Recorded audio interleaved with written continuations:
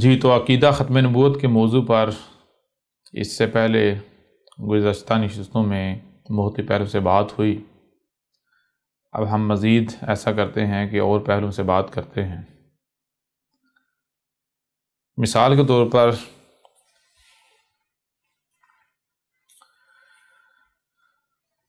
جیسا کہ پیچھے آپ کے اوپر واضح کر دیا گیا کہ عقیدہ ختم نبوت کیا ہے۔ کوئی بھی کام کیا جاتا ہے، کوئی بھی بات کی جاتی ہے تو اس کا کوئی نہ کوئی مقصد لازم ہوتا ہے۔ مثال کے طور پر آپ کوئی بھی کام کرتے ہیں، کچھ بھی کرتے ہیں تو اس کا کوئی نہ کوئی مقصد لازم ہوگا۔ بالکل اسی طرح عقیدہ ختم نبوت جو ہے، یعنی جس سے مراد یہ لیا جاتا ہے کہ محمد جو ہے وہ نہ صرف آخری نبی تھے بلکہ آخری رسول تھے۔ محمد کے بعد کوئی نبی نہیں، کوئی رسول نہیں۔ یہ بات آپ اس وقت تک نہیں سمجھ سکتے، اس وقت تک نہیں جان سکتے جب تک کہ آپ یہ نہیں جان لیتے کہ رسول یا نبی کا مقصد کیا ہوتا ہے۔ یعنی رسول کی بعثت کا مقصد کیا ہوتا ہے، جو نبی ہوتا ہے اس کا مقصد کیا ہوتا ہے۔ سوال یہ پیدا ہوتا ہے کہ کیا رسول یا نبی کی بعثت کا مقصد یہ ہوتا ہے کہ اس کو بت بنا لیا جائے؟ یعنی کہ اللہ یہ چاہتا ہے، ایشور کہیں، گاڈ کہیں، دیوس کہیں، اللہ کہیں، جو بھی نام دیں، رب کہیں،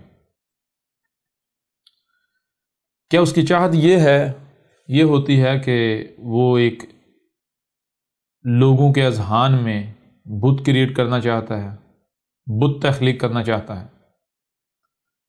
اگر تو اس کی چاہت یہ ہوتی ہے تو پھر تو ٹھیک ہے، جو ہو رہا ہے ایسا ہی ہونا چاہیے، یعنی کہ ایک رسول بھیجا، اس کے بعد جو ہے دروازہ بند کر دینا چاہیے۔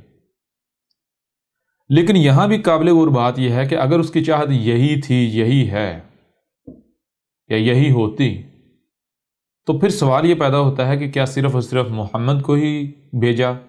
کیا محمد واحد اکیلا ایک رسول تھا؟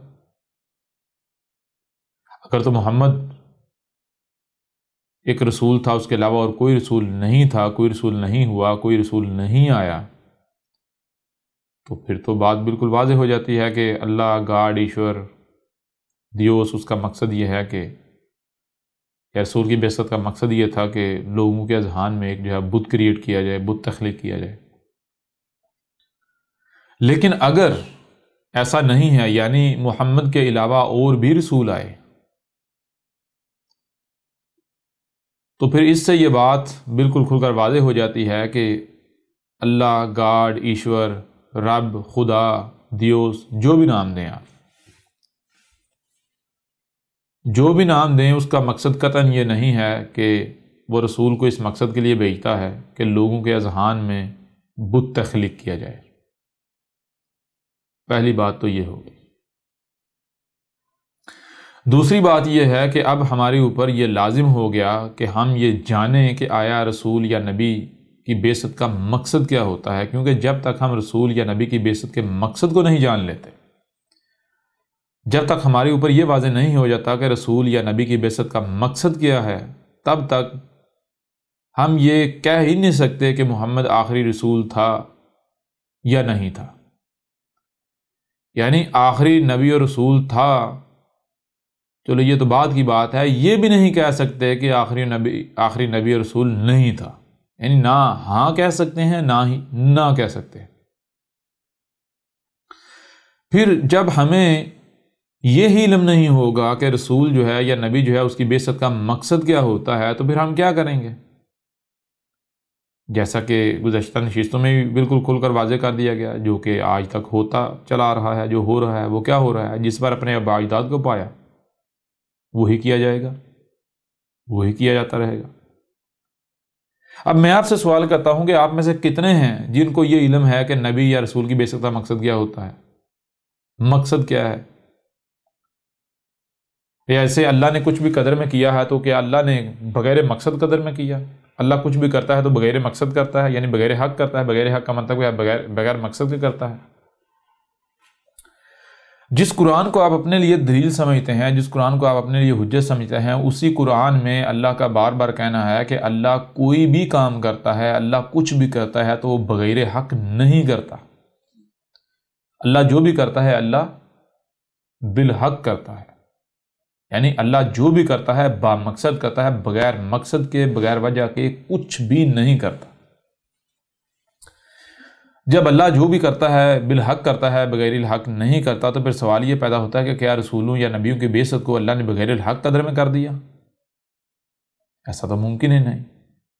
اگر بغیر حق نہیں کیا، یعنی بغیر کسی مقصد کے نہیں کیا، تو پھر کیا ہمارے اوپر یہ لازم نہیں کہ ہم یہ جانیں کہ رسول یا نبی کی بعثت کا مقصد کیا ہوتا ہے؟ کیوں؟ کیونکہ جب تک ہم مقصد کو جانیں گے نہیں، آپ مقصد کو جان نہیں لیتے، پہچان نہیں لیتے، تب تک آپ کو کیا پتا کہ بھائی رسول کو کیوں بھیجا گیا، ہم نے کیا کرنا ہے، کیا نہیں کرنا۔ تو اس لیے یہ آپ پر لازم ہے، ہر ایک کے اوپر لازم ہے کہ آپ جانیں کہ آیا رسول کی بعثت کا مقصد کیا ہے، رسول یا نبی کی بعثت کا مقصد کیا ہوتا ہے۔ جب تک آپ اسے جان نہیں لیتے تب تک آپ یہ کہہ ہی نہیں سکتے کہ محمد آخری نبی تھا، آخری رسول تھا۔ یہاں تک کہ یہ بھی نہیں کہہ سکتے کہ محمد آخری رسول یا آخری نبی نہیں تھا، یعنی آپ نہ ہاں کر سکتے ہیں نہ ہی نہ کر سکتے ہیں۔ اس لیے سب سے پہلے آپ پر لازم ہے کہ آپ جانیں کہ رسول یا نبی کی بعثت کا مقصد کیا ہوتا ہے۔ تو یعنی کہ اسی پہلو سے ہم بات کریں گے، اسی پہلو سے ہم کھول کر واضح کریں گے کہ نہ صرف محمد جو ہے وہ آخری نبی تھا، نہ آخری رسول تھا، بلکہ محمد جو ہے وہ یہ تو جو بر صغیر کے لوگ ہیں، جو اردو بولنے والے ہیں، ان کے لیے رسول تھا ہی نہیں۔ اسی پہلو سے کھول کر ہم آپ کے اوپر واضح کریں گے۔ اب آتے ہیں اس طرف کہ آیا رسول کی بعثت کا مقصد کیا ہوتا ہے۔ تو دیکھیں، کہیں پر بھی بات کرنی ہے، کسی بھی بات کرنی ہے، تو اس کے لیے یہ جان لیں کہ بات کہاں سے شروع کی جاتی ہے۔ اگر کہیں پر بات کرنے کی ضرورت پیش آتی ہے تو بات کرنے کی ضرورت کہاں پیش آتی ہے؟ بات کرنے کی ضرورت وہیں پیش آتی ہے جہاں پر اختلاف ہوتا ہے، یعنی کہ ایک شخص ہے یا ایک فریق ہے، وہ کسی اور نقطے پر پہنچتا ہے، وہ کسی اور بات کو حق کہہ رہا ہوتا ہے، دوسرا فریق جو ہے وہ کسی اور نقطے پر پہنچا ہوا ہوتا ہے، کسی اور بات اس کے بالکل برعکس جو ہے وہ دوسری بات کو یا اس سے فرق رکھنے والی بات کو حق کہہ رہا ہوتا ہے۔ اب یہ بالکل ایسا ہی ہے کہ ایک کہے 2 + 2 6 ہوتا ہے، دوسرا کہے 2 + 2 4 ہوتا ہے یا 5 ہوتا ہے۔ اب یہ بات طے شدہ ہے، پہلی بات یا تو وہ دونوں کے دونوں غلط ہیں، دونوں کو حقیقت کا نہیں علم، یا پھر ان میں سے ایک صحیح ہے اور ایک غلط ہے۔ دونوں صحیح نہیں ہو سکتے، یعنی ایک سے زائد صحیح ایک ہی ہو سکتا ہے، ایک ہی ہوتا ہے، ایک سے زائد جو ہے وہ صحیح نہیں ہو سکتے۔ تو اب جو اختلاف پیدا ہوتا ہے، اختلاف کو دور کیسے کیا جائے؟ اختلاف کو آپ اس وقت تک دور نہیں کر سکتے جب تک کہ آپ یہ نہیں جان لیتے کہ اختلاف ہوتا کیا ہے۔ جب آپ یہ جان لیں کہ اختلاف کیا ہوتا ہے تو آپ کے اوپر یہ بات واضح ہو جائے گی کہ اختلاف دور کیسے ہوتا ہے۔ تو اس کے لیے سب سے پہلے یہ جاننا پڑے گا کہ اختلاف ہوتا کیا ہے۔ اختلاف کسے کہتے ہیں؟ مثال کے طور پر آپ ذرا غور کریں، آپ کو سننے کی صلاحیت دی گئی، آپ کو دیکھنے کی صلاحیت دی گئی، جو آپ سنتے اور دیکھتے ہیں، کیا آپ جو کچھ بھی سن اور دیکھ رہے ہیں یہ کل کا کل ہے؟ کیا آپ کو یقین ہے کہ اس کے علاوہ اور کچھ بھی ایگزسٹ نہیں کرتا؟ بالفرض اگر کسی بھی موضوع کو لے لیں، کسی بھی بات کو لے لیں، کسی بھی شے کو لے لیں، کیا اس شے کے بارے میں، اس موضوع کے بارے میں آپ کے پاس مکمل علم آ چکا کہ آپ نے اس کے بارے میں جو کچھ بھی سنا، جو کچھ بھی دیکھا وہ کل کا کل ہے؟ اگر تو کل کا کل ہے، آپ کو یقین ہے، یہ گارنٹی ہے، تو پھر آپ بالکل صحیح نتیجے پر پہنچیں گے، اسے سمجھیں گے تو پرفیکٹ نتیجے پر پہنچیں گے۔ لیکن اگر آپ نے جو سنا، آپ نے جو دیکھا وہ کل کا کل نہیں ہے بلکہ محدود ہے، تو پھر اس کا مطلب کیا ہے؟ اس کا مطلب بالکل واضح ہے کہ بہت سارے پہلو، بہت ساری چیزیں آپ سے چھپی ہوئی ہیں، بہت ساری اشیاء آپ سے چھپی ہوئی ہیں، بہت سارے پہلو آپ سے چھپے ہوئے ہیں، جس کی وجہ سے آپ جس نتیجے پر آج پہنچے ہیں وہ نتیجہ صحیح نہیں ہے۔ لہٰذا عین ممکن ہے کسی سے بھی آپ کا اختلاف ہو جائے، ہو سکتا ہے جو آپ سے پچھلی سٹیج پر ہے اس سے آپ کا اختلاف ہو جائے، جو آپ کے اگلی سٹیج پر ہے اس سے آپ کا اختلاف ہو جائے۔ اگر کوئی آپ سے پچھلی سٹیج پر ہے اس سے آپ کا اختلاف ہوتا ہے تو پھر آپ بنسبت اس کے حق پر ہوں گے، اور اگر کوئی آپ سے اگلی سٹیج پر ہے، آپ سے آگے ہے، اسے وہ سنائی اور دکھائی دے رہا ہے جو آپ کو سنائی اور دکھائی نہیں دے رہا، اس کے سامنے وہ پہلو آگے جو ابھی آپ سے چھپے ہوئے ہیں، تو پھر آپ حق پر نہیں ہوں گے بلکہ وہ حق پر ہوگا۔ یہ ہوتا ہے اختلاف، یعنی اختلاف کسے کہتے ہیں؟ اختلاف کہتے ہیں کہ بھائی آپ جو نتیجہ جو بات کر رہے ہوتے ہیں، آپ اسی کی بنیاد پر کر رہے ہوتے ہیں جو آپ نے سنا اور دیکھا۔ ظاہری بات ہے جو آپ نے سنا جو دیکھا اسی کو آپ سمجھیں گے، دوسرا وہی بات کرے گا جو اس نے سنا اور دیکھا، جو سنا اور دیکھا اسے وہ سمجھے گا، جو سمجھے گا وہ بات اپنی پیش کرے گا۔ تو اختلاف کیوں پیش آ جاتا ہے؟ اختلاف اس وجہ سے پیش آ جاتا ہے کیونکہ سننے اور دیکھنے کی صلاحیت نہ ہی آپ کی مکمل ہے نہ ہی دوسرے کی مکمل ہے، اور اگر دونوں میں سے یعنی کہ ایک کی مکمل ہے اور ایک کی مکمل نہیں ہے تو ظاہری بات ہے اختلاف پیدا ہو جائے گا۔ اب اختلاف کیسے دور ہوتا ہے؟ اختلاف دور اس طرح سے ہوتا ہے کہ فریقین جو ہیں وہ دو ہیں یا دو سے زائد ہیں، وہ بیٹھ کر کہیں بھائی آپ ایسا کرو کہ آپ کس نتیجے پر پہنچے، آپ اس نتیجے پر پہنچے، لہٰذا آپ ایسا کریں کہ آپ بتائیں کہ آپ کس طرح اس نتیجے پر پہنچے، پہلے آپ واضح کریں، پھر میں آپ کے اوپر واضح کروں گا کہ میں اس نتیجے پر کیسے پہنچا۔ یعنی ہو سکتا ہے کہ میں غلط ہوں، یہ بھی ہو سکتا ہے آپ غلط ہوں، یعنی ہو سکتا ہے آپ ٹھیک ہوں اور میں غلط ہوں، یہ بھی ہو سکتا ہے کہ میں ٹھیک ہوں اور آپ غلط ہوں، اور یہ بھی ممکن ہے کہ دونوں کے دونوں غلط ہوں اور ہم کسی غلط فہمی کا جو ہے شکار ہوں۔ عین ممکن ہے کہ کچھ ایسے پہلو جو میرے سامنے آگے آپ سے چھپے رہ گئے، جس وجہ سے آپ غلط نتیجے پر ہیں، میں صحیح پر ہوں، آپ پیچھے ہیں میں آگے ہوں۔ یہ بھی ممکن ہے کہ کچھ پہلو مجھ سے چھپے رہ گئے، ایک یا ایک سے زائد پہلو مجھ سے چھپے رہ گئے، وہ آپ کے سامنے آ گئے، لہٰذا آپ نے جو جس نتیجے پر ہیں وہ پرفیکٹ ہے، یہ آگے کا ہے، میں پیچھے ہوں یا میرا غلط ہے۔ لہٰذا کیا کیا جائے؟ یہ جائے کہ فریقین بیٹھیں اور بات کی جائے، یعنی واضح کیا جائے کہ میں اگر اس موضوع پر پہنچا، میں اگر اس نقطے پر پہنچا، اس نتیجے پر پہنچا تو کیسے، میرے مشاہدات کیا ہیں، میرا علم کیا ہے، اپنے علم کو کھول کر سامنے رکھا جائے۔ اس طرح جو دوسرا فریق ہے وہ اپنے علم کو کھول کر سامنے رکھا جائے تو دودھ کا دودھ اور پانی کا پانی ہو جائے، بالکل کھل کر واضح ہو جائے گا کہ ان میں سے کون حق پر ہے اور کون باطل پر ہے، آیا دونوں باطل پر ہیں یا پھر ان میں سے کوئی ایک حق پر ہے، یا پھر دونوں حق پر ہیں لیکن ایک پیچھے ہے اور دوسرا آگے ہے، یعنی ایک جو ہے وہ پچھلی سٹیج پر ہے اور دوسرا اگلی سٹیج پر ہے اور دونوں ایک دوسرے کا مقابلہ کرنے چلے ہوئے۔ ظاہری بات ہے جب دو مختلف سٹیجیں جو ہے ان کو آمنے سامنے لے کر آئیں گے تو وہ پھر ظاہری بات ہے دونوں ایک دوسرے کو باطل ہی نظر آئے گا۔ مثال کے طور پر اگر پہلی کلاس کا اسٹوڈنٹ ہے یا دوسری کلاس کا اسٹوڈنٹ ہے، وہ تیسری یا چوتھی کلاس کے اسٹوڈنٹس کو کہے کہ بھائی تو جو سبق پڑھ رہا ہے غلط پڑھ رہا ہے، تو جو کتابیں پڑھ رہا ہے غلط پڑھ رہا ہے، کتابیں تو میری ٹھیک ہیں۔ اس طرح یعنی وہ جو فریق ہے، چوتھی کلاس کا جو اسٹوڈنٹ ہے، وہ دوسری کلاس والے اسٹوڈنٹ کو کہتا ہے نہیں میں صحیح ہوں تو غلط ہے، تو آپ خود بتائیں کیا وہ دونوں غلط ہوں گے یا دونوں صحیح ہوں گے؟ اگر دونوں غلط ہوں گے کیسے، اور اگر دونوں صحیح ہوں گے تو کیسے؟ دونوں غلط ہوں گے اس لحاظ سے ہوں گے کیونکہ جو چوتھی کلاس والا ہے وہ دوسری کلاس کی کتابوں کو چوتھی کے مقام پر لا رہا ہے، اس وجہ سے غلط ہے۔ دوسری والا چوتھی والی کی کتابوں کو، چوتھی والا جو لٹریچر ہے چوتھی کلاس والا، اس کو دوسری والی پر لا رہا ہے، اس وجہ سے وہ غلط ہے۔ اگر وہ دونوں اپنے اپنے مقام پر رہتے ہیں، دوسری والا یعنی کہ جو اس کا مقام ہے وہیں رہتا ہے تو وہ وہاں پر حق ہے، اور چوتھی والا جہاں ہے وہاں رہتا ہے وہاں حق ہے۔ چوتھی والا جو ہے وہ پیچھے نہیں آ سکتا، اگر پیچھے آئے گا تو دوسری کلاس میں وہ حق نہیں ہوگا، دوسری کلاس والا چوتھی کلاس میں جائے گا، یعنی وہ لٹریچر چوتھی کلاس میں لے کے جائے، کہے گا یہ چوتھی کلاس کو بھی پڑھنا چاہیے، اس سٹیپ پر اس وقت پر وہ ہونا چاہیے، تو یوں وہ غلط ہے، وہ باطل ہے۔ یعنی بات کرنے کا مقصد یہ ہے کہ جب فریقین بیٹھیں گے، گفتگو کریں گے، بات کریں گے، تو جو بھی مسئلہ ہوگا، جو بھی اختلاف ہوگا، وہ اختلاف نہ صرف کھل کر سامنے آ جائے گا بلکہ وہ اختلاف دور ہو جائے گا۔ کسی قسم کا کوئی لڑائی، کوئی جھگڑا، کوئی پریشانی، کوئی انتشار کریٹ نہیں ہوگا، تخلیق نہیں ہوگا۔ لیکن یہاں شرط کیا ہے؟ دو شرطیں ہیں۔ نمبر ایک، آپ کو بشر ہونے کا ثبوت دینا پڑے گا۔ نمبر دو، آپ کو یعنی آپ حق کے طلبگار ہیں۔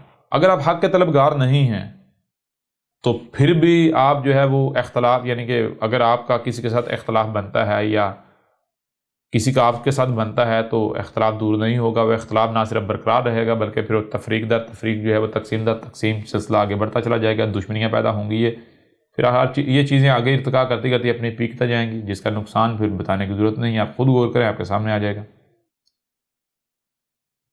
اور دوسری صورت جو ہے وہ یہ ہے کہ اگر آپ اپنے بشر ہونے کا ثبوت نہیں دیتے، یعنی اگر آپ اپنے بشر ہونے کا ثبوت نہیں دیتے تو اس کا نتیجہ یہ نکلے گا کہ اختلاف دور نہیں ہوگا۔ اب بشر ہونے کا ثبوت دینا کیا ہے، اس کو آپ کے اوپر واضح کرتے ہیں، اور یہاں پر ایک اور بات واضح کرتے ہیں، وہ یہ کہ مثال کو ابھی ہم جو بات کر رہے ہیں، مثال کو چھوٹے چھوٹے موضوعات کو ہم سامنے لا رہے ہیں، جس سے بظاہر یہ لگ رہا ہے کہ ہم ادھر سے ادھر، ادھر سے ادھر، ادھر سے ادھر، یعنی ڈی ٹریک ہو رہے ہیں، موضوع سے ہٹ رہے ہیں، تو حقیقت یہ نہیں ہے، ہم موضوع سے ہٹ نہیں رہے، ہم ڈی ٹریک نہیں ہو رہے، بلکہ جیسے ایک عمارت بنانی ہوتی ہے تو عمارت کے لیے کیا کیا جاتا ہے، پہلے میٹیریل جو ہے وہ اکٹھا کیا جاتا ہے، اینٹیں لائی جاتی ہیں، سیمنٹ لایا جاتا ہے، ریت لائی جاتی ہے، بجری لائی جاتی ہے۔ جب وہ چیزیں لائی جا رہی ہوتی ہیں تو اس وقت یعنی کہ وہ کچھ سمجھ نہیں آ رہی ہوتی کہ ان کا کیا مقصد ہے، یہ کیوں لائی جا رہی ہیں۔ بھائی پہلے اینٹیں لائی، اب جو ہے وہ سریا لایا جا رہا ہے، پھر ریت لائی جا رہی ہے، کیا ان کا تعلق کیا آپس میں، یہ تو کوئی تعلق نظر نہیں آ رہا، لیکن جب ان کو استعمال کیا جاتا ہے، ان کو ان کے مقامات پر رکھا جاتا ہے، عمارت وضع ہو جاتی ہے، تو پھر ہر شے کی سمجھ آ جاتی ہے، ہاں بھائی اگر بجری اس وقت لائے گی کیوں لائے گی، ریت لائے گی کیوں لائے گی، سیمنٹ لایا گیا کیوں لایا گیا، سریا لایا گیا کیوں لایا گیا۔ بالکل اسی طرح اس وقت ہم جو چھوٹے چھوٹے موضوعات ہیں، یہ سب موضوعات ہیں، جب ان کو ہم سامنے لا رہے ہیں، ان کے اوپر بات کر رہے ہیں، تو ایسا نہیں کہ ہم ڈی ٹریک ہو رہے ہیں، بلکہ یوں سمجھے جو عمارت ہم نے تخلیق کرنی ہے، تعمیر کرنی ہے، اس کے لیے ہم جو مواد ہے، میٹیریل وہ اکٹھا کر رہے ہیں۔ جب یہ میٹیریل اپنے اپنے مقام پر جڑے گا تو پھر ہر چیز آپ کے اوپر واضح ہو جائے گی، یعنی بالکل واضح ہو جائے گا، ہاں فلاں چیز کو سامنے لایا گیا کیوں لایا گیا، فلاں موضوع یعنی بات کو سامنے لایا گیا کیوں لایا گیا۔ تو بہرحال واپس آئیں، اب سوال یہ پیدا ہوتا ہے کہ بشر ہونے کا ثبوت دینا کیا ہے۔ تو آپ دیکھیں زمین پر کیا صرف اور صرف یہ دو ٹانگوں والے یعنی کہ جو آپ جیسے بشر ہی آباد ہیں، یا پھر اور بھی مخلوقات ہیں؟ تو آپ کو نظر آئے گا اور بہت ساری مخلوقات۔ مثال کے طور پر آپ زمین پر دیکھتے ہیں کہ اس بشر کے علاوہ کتے بھی موجود ہیں۔ اب کتوں کا معاملہ کیا ہے؟ بالفرض 2 4 8 10 کتے یا ایک سے زائد کتے جو ہیں وہ جا رہے ہیں کہیں پر، انہیں کہیں پر ہڈی مل جاتی ہے۔ اب ہوتا یہ ہے کہ ان میں سے ہر کتا یہ سمجھتا ہے کہ اس ہڈی پر میرا حق ہے، میرا حق ہے، لہٰذا ایسا نہیں ہوتا کہ وہ کتے بیٹھیں اور بیٹھ کر آپس میں بات چیت کریں، طے کریں کہ بھائی کس کا حق ہے یا کس کا حق نہیں ہے، یعنی یہ ہڈی ملی تو کیسے ملی، کس طرح ملی، اس ہڈی میں کس کس کا کنٹریبیوشن ہے، کتنا کنٹریبیوشن ہے، اس کے مطابق ہم جو ہے اس ہڈی کے ٹکڑے کر لیں، اسے تقسیم کر لیں، لہٰذا کوئی اختلاف پیدا نہ ہو۔ تو کتے آپ دیکھتے ہیں کتے ایسا نہیں کرتے، بلکہ کتے کیا کرتے ہیں کہ اگر کتوں کا کہیں پر اختلاف ہوتا ہے تو کتے کیا کرتے ہیں، نمبر 1 بھونکتے ہیں، نمبر 1 بھونکتے ہیں، نمبر 2 داڑتے ہیں، چیختے ہیں، چلاتے ہیں، ایک دوسرے سے لڑتے ہیں، ایک دوسرے کو نقصان پہنچاتے ہیں، ایک دوسرے کے گلے کاٹتے ہیں، ایک دوسرے کو زخم لگاتے ہیں، اور جس کے پاس طاقت ہوتی ہے، جو طاقتور ہوتا ہے، وہ ہڈی چھین لیتا ہے۔ یعنی آپ یہ دیکھ رہے ہیں، آپ یہ مشاہدہ کر رہے ہیں کہ کتوں کا اگر اختلاف ہو جاتا ہے تو وہ اختلاف کو کیسے دور کرتے ہیں۔ وہ اصل میں اختلاف کو دور نہیں کرتے، بلکہ وہ تباہی کی طرف جاتے ہیں، وہ اختلاف انہیں تباہی کی طرف لے جاتا ہے۔ اس کی وجہ کیا ہے؟ اس کی وجہ یہ ہے کہ کتوں میں سوچنے سمجھنے کی وہ صلاحیت نہیں ہے جو صلاحیت آپ میں ہے۔ اب سوال یہ پیدا ہوتا ہے کہ کیا آپ میں جو سن اور دیکھ رہے ہیں اسے سمجھنے کی صلاحیت نہیں ہے؟ اگر ہے تو کتنی ہے؟ اب اگر آپ جو بھی سن اور دیکھ رہے ہیں اسے سمجھنے کی صلاحیت آپ کو دی گئی، اس کے باوجود آپ اس صلاحیت کا استعمال نہیں کرتے، یعنی اگر آپ کا کسی سے کوئی اختلاف پیدا ہوتا ہے، کسی سے بھی کوئی اختلاف پیدا ہوتا ہے، تو اس اختلاف کو آپ بیٹھ کر بات چیت سے دور کرنے کے بجائے لڑتے ہیں، جھگڑتے ہیں، گالیاں دیتے ہیں، بکواسات کرتے ہیں، تہمتیں لگاتے ہیں، ملامتیں کرتے ہیں، ہار جیت بنا لیتے ہیں، یا اگر آپ کے پاس طاقت ہے تو آپ طاقت کا استعمال کرتے ہیں، استکبار کرتے ہیں، تو پھر میں آپ سے سوال کرتا ہوں، آپ میں اور کتے میں کوئی فرق رہے گا؟ جی یہاں سے اگر کوئی بھائی کوئی جواب دے سکتے ہیں، دینا چاہتے ہیں تو وہ دے سکتے ہیں۔ بھائی بشر کا معاملہ یہ ہے کہ بشر جو اسے سنائی اور دکھائی دے رہا ہے، صرف سنائی اور دکھائی نہیں دے رہا بلکہ اسے سمجھنے کی صلاحیت بھی دی گئی، لہٰذا اگر کہیں اختلاف ہوتا ہے تو بیٹھ کر اپنی اپنی بات کو سامنے رکھیں، لہٰذا جہاں پر اختلاف ہے، جو اختلاف ہے وہ کھل کر واضح ہو جائے گا، دور ہو جائے گا۔ لیکن اگر آپ یہ جو آپ کو صلاحیت دی گئی، صلاحیت کا استعمال نہیں کرتے، اس کا استعمال کرنے کی بجائے کفر کرتے ہیں، نہیں استعمال کرتے، اور آپ وہی کرتے ہیں جو کتے کرتے ہیں، تو میں آپ سے سوال کرتا ہوں، پھر آپ میں اور کتوں میں کوئی فرق رہ جاتا ہے؟ جی کوئی فرق نہیں۔ جی یعنی اگر حقیقت دیکھی جائے تو آپ کو کتوں کے ساتھ کمپیئر نہیں کیا جا سکتا، کتوں کے ساتھ موازنہ کرنا کتے کی توہین بن جاتی ہے۔ کیوں؟ کیونکہ کتے کی تخلیق ہی ایسی ہے، کتے کی تخلیق ہی ایسی ہے، وہ مجبور ہے، وہ یہی کرے گا۔ آپ کی تخلیق ایسی تو نہیں ہے نا، آپ کے اندر تو سوجھ بوجھ رکھی گئی نا، عقل رکھی گئی نا، شعور رکھا گیا۔ جب آپ عقل سوجھ بوجھ کے باوجود یہ حرکت کریں گے تو پھر مجھے یہ بتائیں کہ آپ کا کتے کے ساتھ موازنہ کیا جا سکتا ہے؟ آپ کو کتے کے برابر قرار دیا جا سکتا ہے، یا پھر آپ کتے سے موازنہ کرنا بھی یعنی کتے کی توہین ہے؟ اگر آپ کا موازنہ ایسی صورت میں کتے کے ساتھ کیا جائے تو کتے کی توہین ہوتی یا نہیں ہوتی؟ ہاں، البتہ آپ نے اپنے کردار سے یہ واضح کر دیا کہ آپ کتے ہیں، آپ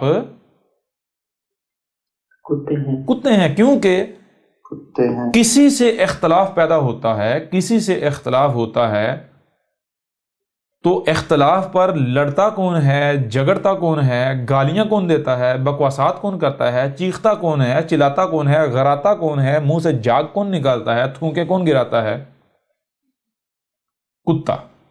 کتے ہی ایسا کرتے ہیں نا۔ تو اگر آپ کا کسی بھی موضوع پر، کسی بھی معاملے میں کسی سے اختلاف پیدا ہوتا ہے اور آپ یہی حرکت کرتے ہیں تو پھر آپ نے تو اپنے آپ کو کتا ثابت کیا۔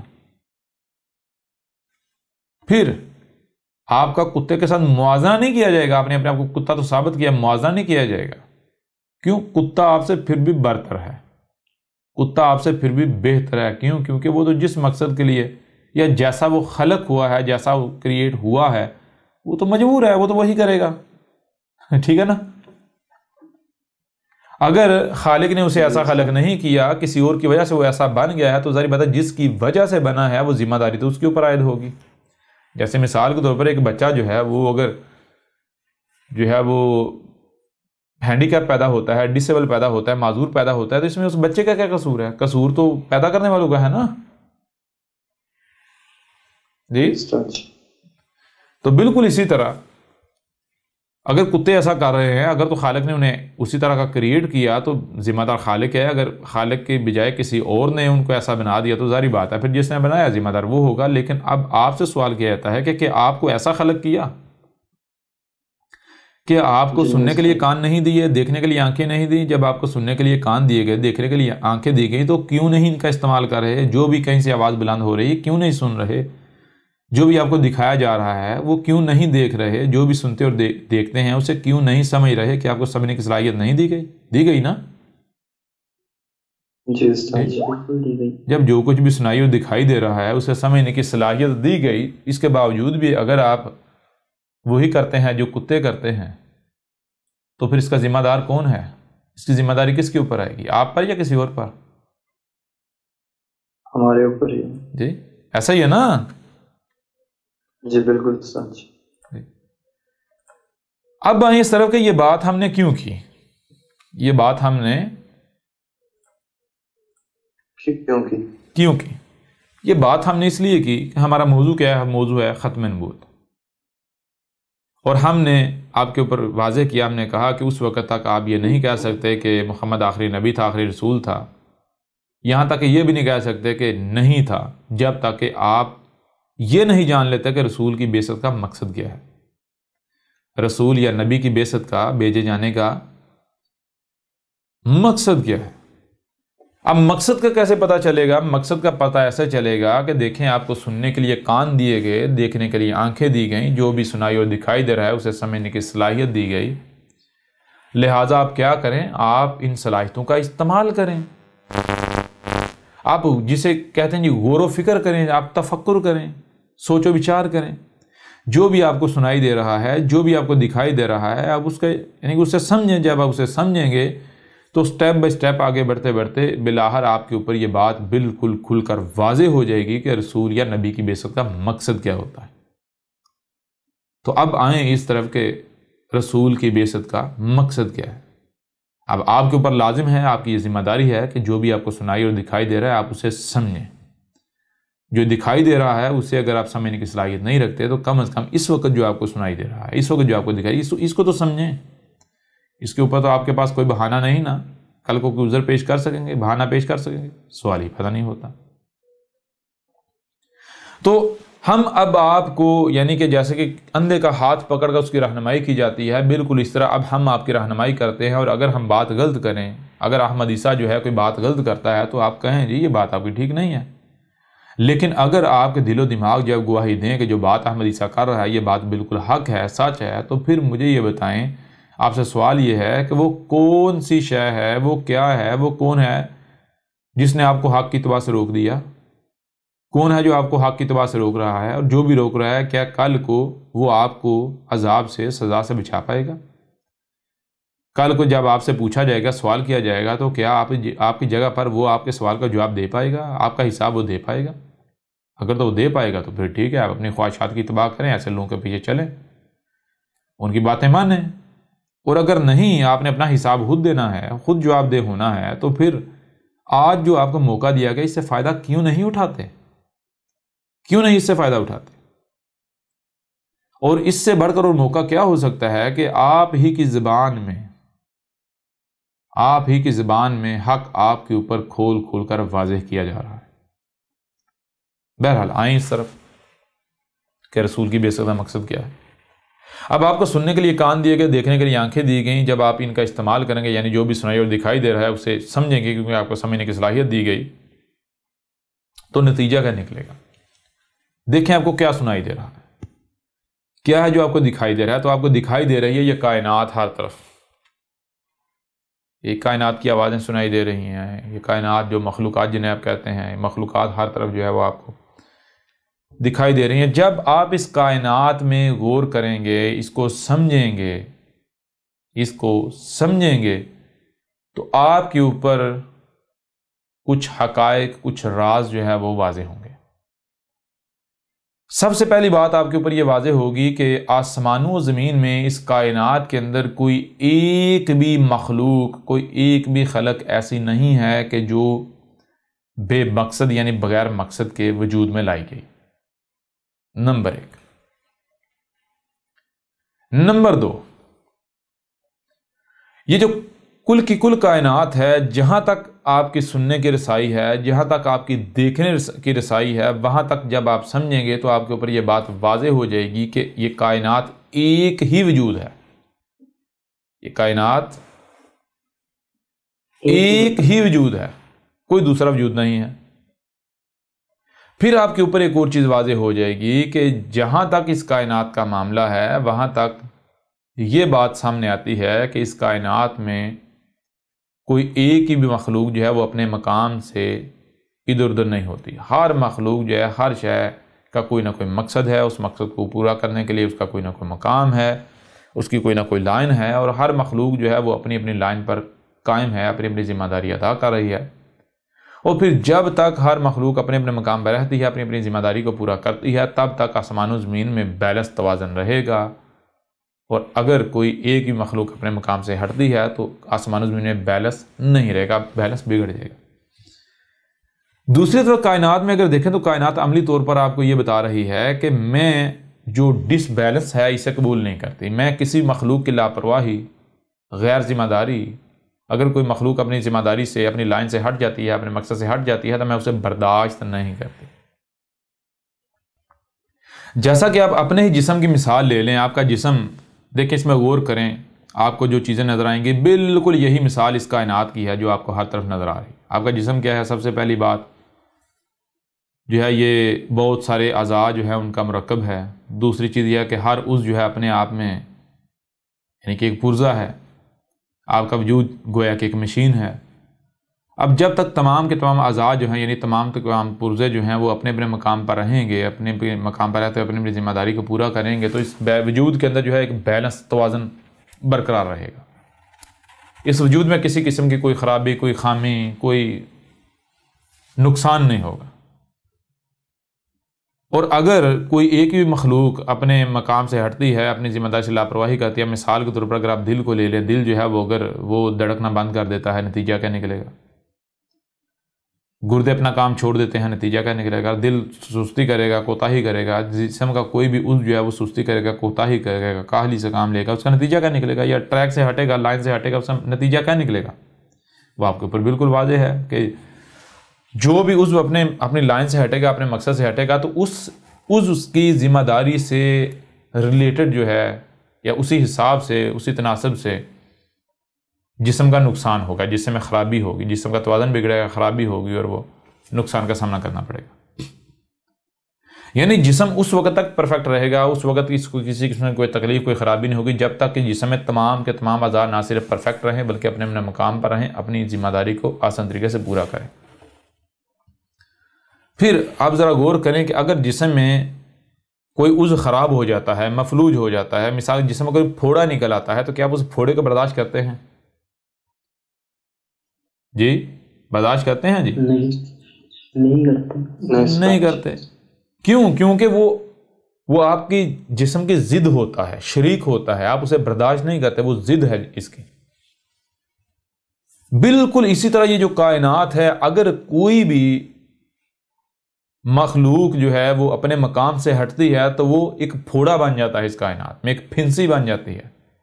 تو اگر تو آپ پھوڑے اور پھنسی کو برداشت کر لیتے ہیں تو کائنات بھی برداشت کرتی ہے، اور اگر آپ نہیں کرتے تو کائنات برداشت نہیں کرتی۔ اس طرح اگر آپ دیکھیں آپ کے جسم میں کیا ہے، ایک ظاہر ہے اور ایک باطن ہے، یعنی یہ جو ظاہر نظر آ رہا ہے یہ کل کا کل نہیں ہے، بلکہ اس کے برعکس جو ہے وہ بہت سارا باطن ہے۔ باطن کی تو کوئی لمٹ ہی نہیں، یعنی یہ چھپا ہوا ہے اس ظاہر کے پیچھے۔ بالکل اسی طرح یہ جو کائنات ہے، آپ کو جو بھی سنائی اور دکھائی دے رہا ہے، یہ کل کا کل نہیں ہے، بلکہ اس کے برعکس بہت زیادہ ایسا ہے، بہت سارا ایسا ہے جو باطن ہے، جو چھپا ہوا ہے۔ یعنی آسان سے آسان الفاظ کو اگر سامنے رکھیں تو جو جیسے یہ آپ کا جسم ہے، بالکل یہی مثال اس کل کائنات کی ہے، اس وجود کی ہے۔ کل یہ جو وجود ہے کائنات، اس کی یہی مثال ہے۔ جیسے آپ میں احساسات ہیں، جذبات ہیں، سوچیں ہیں، فکریں ہیں، آپ کام کرتے ہیں، حرکات و سکنات کرتے ہیں۔ اگر کوئی عضو جو ہے وہ کام نہیں کرتا یا پھوڑا نکلتا ہے، پھنسی نکلتی ہے، ایک حد تک تو آپ برداشت کرتے ہیں۔ برداشت کیوں کرتے ہیں؟ برداشت اس لیے نہیں کرتے کہ آپ کو وہ پسند ہے، نہیں، بلکہ آپ اس کی اصلاح کی کوشش کرتے ہیں، یعنی ٹھیک ہو جائے، ٹھیک ہو جائے، ٹھیک ہو جائے۔ اگر وہ پھنسی پھوڑا ٹھیک نہیں ہوتا، وہ عضو جو ہے وہ ٹھیک نہیں ہوتا، وہ بالکل مکمل مفلوج ہوتا ہے، تو پھر اسے کاٹ کر پھینک دیا جاتا ہے، جسم سے الگ کر دیا جاتا ہے۔ ایسا ہی ہے نا؟ جی بالکل۔ بالکل یہی مثال اس کائنات کی ہے۔ یہ جو وجود ہے جو آپ کو ہر طرف نظر آ رہا ہے، اس کائنات کا معاملہ کیا ہے؟ یہ اپنی ضد برداشت نہیں کرتی۔ اگر کوئی مخلوق رائے برابر بھی عمل کرتی ہے اس کائنات کے خلاف، اس کی بطور ضد کوئی عمل کرتی ہے، تو یہ کائنات جو ہے اسے برداشت نہیں کرتی۔ یعنی اگر آسان الفاظ میں آپ کے سامنے بات رکھی جائے تو جتنے بھی یہ جو مذہب کے ٹھیکیدار ہیں یا مذہب کے پیروکار ہیں، جتنے بھی مذاہب ہیں، ہر مذہب کو لے لیں، ان کے ہاں کیا ہے؟ ہر مذہب کے ہاں یہ ہے کہ دیوس، اللہ، گاڈ، ایشور، خدا، اگر ہم اس کی نافرمانی کریں گے تو وہ ہمیں جہنم میں ڈالے گا، ہمیں نرک میں ڈالے گا، ہمیں جو ہے وہ ہیل میں ڈالے گا، ہمیں وہ سزا دے گا۔ اگر ہم اس کی فرما برداری کریں گے، اس کی اطاعت کریں گے، اس کے جو احکامات ہیں، آرڈرز ہیں، ان کو اوبے کریں گے، ڈس اوبے نہیں کریں گے، تو بدلے میں وہ جو ہے ہم سے راضی ہوگا، ہمیں جو ہے وہ کسی مصیبت، کسی تکلیف کا شکار نہیں ہونے دے گا، ہمارا خیال رکھے گا۔ اور ہمیں جو ہے وہ سورگ میں بھیجے گا، آگے جنت میں بھیجے گا، پیراڈائز میں بھیجے گا۔ اب اگر آپ کے اوپر یہ بات واضح ہو جائے کہ یہ جو کائنات آپ کو نظر آ رہی ہے یہی اللہ ہے، یہی گاڈ ہے، یہی ایشور ہے، یہی خدا ہے، تو کیا پھر بھی آپ وہی کریں گے جو آپ آج کر رہے ہیں؟ یعنی کہ اگر آپ اپنے دعوے میں سچے ہیں کہ آپ اللہ، گاڈ، ایشور، خدا، رب، ایلی، اس کی یعنی کہ آپ یہ دیوس کہیں، اس کی عبادت کرتے ہیں، آپ اس کی نافرمانی نہیں کرتے، اور اگر آپ سے پوچھا جائے کہ اللہ کیا ہے، گاڈ کیا ہے، ایشور کیا ہے، دیوس کیا ہے، اور اس کے اوپر آپ کے پاس کوئی جواب نہیں ہے، آپ یہ نہیں بتا سکتے، لیکن آپ دعویٰ یہ کرتے ہیں کہ ہم اللہ کے فرم بردار ہیں، ایشور کے، گاڈ کے، خدا کے، رب کے، ایلی کے، دیوس کے فرم بردار ہیں، ہم اس کے نافرمان نہیں ہیں، اور آپ کے اوپر واضح کیا جاتا ہے کہ دیکھیں جسے آپ اللہ، ایشور، گاڈ کہہ رہے ہیں اس کا تو کوئی وجود ہی نہیں، اللہ کیا ہے، گاڈ کیا ہے، ایشور کیا ہے، یہی کائنات ہے، تو پھر آپ سے سوال ہے کہ کیا آپ کے اوپر لازم نہیں ہے کہ پھر کائنات کی اطاعت کریں، کائنات کے آگے خود کو جھکا دیں، کائنات سے کے آگے جو ہے وہ استکبار نہیں کریں، کائنات کے آگے جو ہے وہ یہ نہ کہیں کہ تجھے پتہ نہیں، ہمیں پتہ ہے کیا کرنا ہے، کیسے کرنا ہے۔ بہرحال تو اس کو آپ یوں لے لیں کہ جو اللہ، گاڈ یا ایشور والا موضوع ہے، اس موضوع پر جو ہماری نشستیں ہیں آپ انہیں سن لیں، یا پھر یہ جو الکتاب ہے، الکتاب کو جو ہے وہ ڈاؤن لوڈ کریں، حاصل کریں، اس میں پڑھیں، اس کے اوپر ہر پہلو سے کھول کر واضح کر دیا گیا کہ اللہ، گاڈ، ایشور، دیوس، خدا یا ایل کیا ہے، یہی کائنات ہے جو آپ کو ہر طرف نظر آ رہی ہے، اس کائنات کے علاوہ اور کوئی وجود کچھ ہے ہی نہیں، کچھ بھی نہیں۔ یہ کائنات ازل سے تھی، کائنات جو ہے یعنی کہ یہ کائنات کا نہ کوئی اول ہے نہ ہی کوئی آخر ہے، اس کائنات کا یہ کائنات خود ہی ہے، کوئی دوسرا ہے ہی نہیں، اور جو کچھ بھی آپ گاڈ سے، اللہ سے، ایشور سے، خدا سے منسوب کرتے ہیں وہ سارا کا سارا وہ کس کے بارے میں؟ وہ اسی کائنات کے بارے میں۔ یہ کائنات جو ہے یہ اپنی ضد برداشت نہیں کرتی، یہ کائنات جو ہے یہ اپنی ضد کو بالکل برداشت نہیں کرتی، یہ اس حد تک، اس وقت تک برداشت کرتی ہے جس حد تک، جس وقت تک یہ کائنات آپ کی اصلاح کر رہی ہوتی ہے اور آپ جو ہے وہ آپ میں اصلاح کی گنجائش ہوتی ہے، لیکن جب جس مخلوق میں اصلاح کی گنجائش نہیں رہتی تو پھر کائنات اسے برداشت نہیں کرتی، مٹا دیتی ہے۔ یعنی وہی بات کہ اگر کوئی شے ہے خراب ہو گئی ہے تو آپ ظاہر بات ہے کب تک اسے صحیح کریں گے، کب تک صحیح کرنے کی کوشش کریں گے، کب تک آپ اس کے اوپر خرچ کریں گے؟ ظاہر ہے اسی وقت تک کریں گے نا جب تک آپ کو امید ہے کہ یہ ٹھیک ہو سکتی ہے، ریپیئر ہو سکتی ہے۔ اگر آپ کو یہ بتا دیا جائے کہ بھائی اب یہ جو شے ہے اس کو ریپیئر نہیں کیا جا سکتا، اب یہ کباڑ ہے، تو کیا اس کے باوجود آپ اس کے اوپر اپنا مال خرچ کریں گے، پیسے خرچ کریں گے، وقت ضائع کریں گے؟ جی نہیں، بالکل نہیں، سوال ہی نہیں پیدا ہوتا، بالکل نہیں۔ ایسا ہی ہے نا؟ تو بالکل اسی طرح یہ جو کائنات ہے، یہ جو نیچر ہے، نیچر کسی بھی جو اس کی جو وجود اس کی ضد بن جاتا ہے، جو اس کا اس کائنات کا نیچر کا جو شریک بنتا ہے، جو اس کی ضد بنتا ہے، اس کے مقابلے میں کھڑا ہوتا ہے، نیچر اسے صرف اور صرف تب تک برداشت کرتی ہے جب تک اس میں اصلاح کی گنجائش ہوتی ہے۔ جب اس میں اصلاح کی گنجائش ختم ہو جاتی ہے تو پھر فطرت، نیچر اسے صفحے سے مٹا دیتی ہے، انتہائی بھیانک طریقے سے، اذیتناک طریقے سے اس کو اگلے مراحل میں نیچر لے جاتی ہے، ہر مرحلے پر پھر اسے اذیت کا سامنا کرنا پڑتا ہے۔ بہرحال یہ کیوں سارا کچھ واضح کیا گیا؟ یہ واضح سارا کچھ اس لیے کیا گیا کہ نہ صرف یہ کائنات جو ہے یہی رب ہے، یہ اللہ ہے، یہی گاڈ ہے، ایشور ہے، دیوس ہے، بلکہ دیکھیں کہ یہ کائنات آپ کو اس بات کی اجازت دیتی ہے کہ آپ کائنات کے ساتھ چھیڑ چھاڑ کریں، کائنات کے ساتھ پنگے لیں، سوال ہی پیدا نہیں ہوتا، پہلی بات۔ دوسری بات کہ جب آپ نے غور و فکر کیا اس کائنات کے بارے میں تو آپ کے اوپر یہ بات بالکل واضح ہو جاتی ہے کہ یہ کائنات اتنی پیچیدہ ترین ہے کہ اگر کوئی رائی برابر بھی عمل بغیر مکمل علم کے کیا جاتا ہے تو اس کا نتیجہ یہ نکلے گا کہ خرابی ہوگی، کیونکہ یہ کائنات جو ہے یہ کوئی بھی ایسا عمل جو رائی برابر بھی نہ مکمل علم کی بنیاد پر کیا جاتا ہے یا بغیر حکمہ کے کیا جاتا ہے اسے ریجیکٹ کر دیتی ہے، اسے قبول نہیں کرتی، یعنی اس سے کائنات میں خرابی پیدا ہوتی ہے، اور پھر جو ایسا کرے گا وہ مجرم ہوگا، اسے اس کا نتیجہ بھگتنا پڑے گا، اسے اس انجام سے جو ہے وہ دوچار ہونا پڑے گا، جو اس کی سزا ہے اسے بھگتنی پڑے گی۔ میں آپ سے سوال کرتا ہوں کہ کیا آپ سزا چاہتے ہیں، آپ اپنے لیے سختی چاہتے ہیں، اپنے مشکل چاہتے ہیں؟ اگر تو آپ سزا کا سامنا کر سکتے ہیں، اگر تو آپ مشکل چاہتے ہیں، اگر تو آپ سختی چاہتے ہیں تو پھر ٹھیک ہے، آپ کائنات کے ساتھ شرک کریں، آپ اپنی منمانیاں کریں، بغیر علم کے جو ہے وہ عمل کریں، بغیر حکمہ کے عمل کریں، ٹھیک ہے۔ لیکن اگر آپ سمجھتے ہیں کہ نہیں بھائی یہ تھوڑی سی آگ برداشت نہیں ہوتی، تھوڑی سی تکلیف جو ہے وہ برداشت نہیں ہوتی، تو اگر ہم نے اس کو یعنی اپنی اصلاح نہ کی تو یہ کیا ہوگا، یہ تکلیف ارتقا کرے گی، آہستہ آہستہ بڑھتے ایک وقت آئے گا کہ ہماری پوری زندگی ایک ایک منٹ جو ہے وہ تکلیف سے بھرپور ہو جائے گا، آسانی کا تصور ہی ختم ہو جائے گا، تو کیا آپ اسے برداشت کر لیں گے؟ اگر آپ یہ سوچتے ہیں اور آپ سمجھتے ہیں کہ نہیں بھائی برداشت کرنا ناممکن ہے، تو پھر آپ کو کیا کرنا چاہیے؟ ظاہر ہے آپ کو یہ کرنا چاہیے کہ اس وقت جو کتب ہے یا اس وقت جو آپ کی ذمہ داری ہے، اس وقت جو حق ہے آپ کو وہ کرنا چاہیے۔ یعنی حق یہ ہے کہ آپ جانیں، آپ کے اوپر یہ لازم ہے، آپ یہ جانیں کہ آپ کو دنیا میں کیوں لایا گیا، کس مقصد کے لیے لایا گیا، وہ مقصد پورا کیسے ہوگا۔ یعنی جب آپ کائنات کو دیکھتے ہیں، آپ دیکھتے ہیں کہ اگر مثال کے طور پر آپ کوئی بھی عمل کرتے ہیں تو آپ عمل کیسے کریں گے؟ ظاہری بات ہے آپ جو سنیں گے، جو دیکھیں گے، اس کو سمجھیں گے تو وہی عمل کریں گے نا۔ اب سوال یہ پیدا ہوتا ہے کہ دیکھیں جو آپ کو سنائی دے رہا ہے، جو آپ کو دکھائی دے رہا ہے، کیا یہ کل کا کل ہے؟ آپ کو تھوڑی دیر پہلے آپ کے اپنے جسم کے حوالے سے مثال دے کر آپ کے اوپر واضح کر دیا کہ آپ کا جسم دیکھیں، اس کا ایک ظاہر ہے، دوسرا باطن ہے۔ جو ظاہر نظر آ رہا ہے یہ کیا کل کا کل ہے؟ نہیں، اس کے برعکس باطن بھی ہے، چھپا ہوا۔ اب اگر صرف ظاہر کو سامنے رکھا جائے گا، ظاہر کی بنیاد پر فیصلہ کیا جائے گا، ظاہر کی بنیاد پر اقدامات کیے جائیں گے، ظاہر کی بنیاد پر آگے چلا جائے گا، تو اس کا نتیجہ کیا نکلے گا؟ آپ اس کو ایک مثال سے سمجھ سکتے ہیں۔ مثال کے طور پر آپ اپنی آنکھوں سے کیا دیکھتے ہیں؟ سورج کو لے لیں، آپ اپنی آنکھوں سے دیکھتے ہیں سورج نکلتا ہے، سفر کرتا ہے، کمان کے مانند سفر کرتے ہوئے ڈوب جاتا ہے۔ لیکن کیا حقیقت یہ ہے؟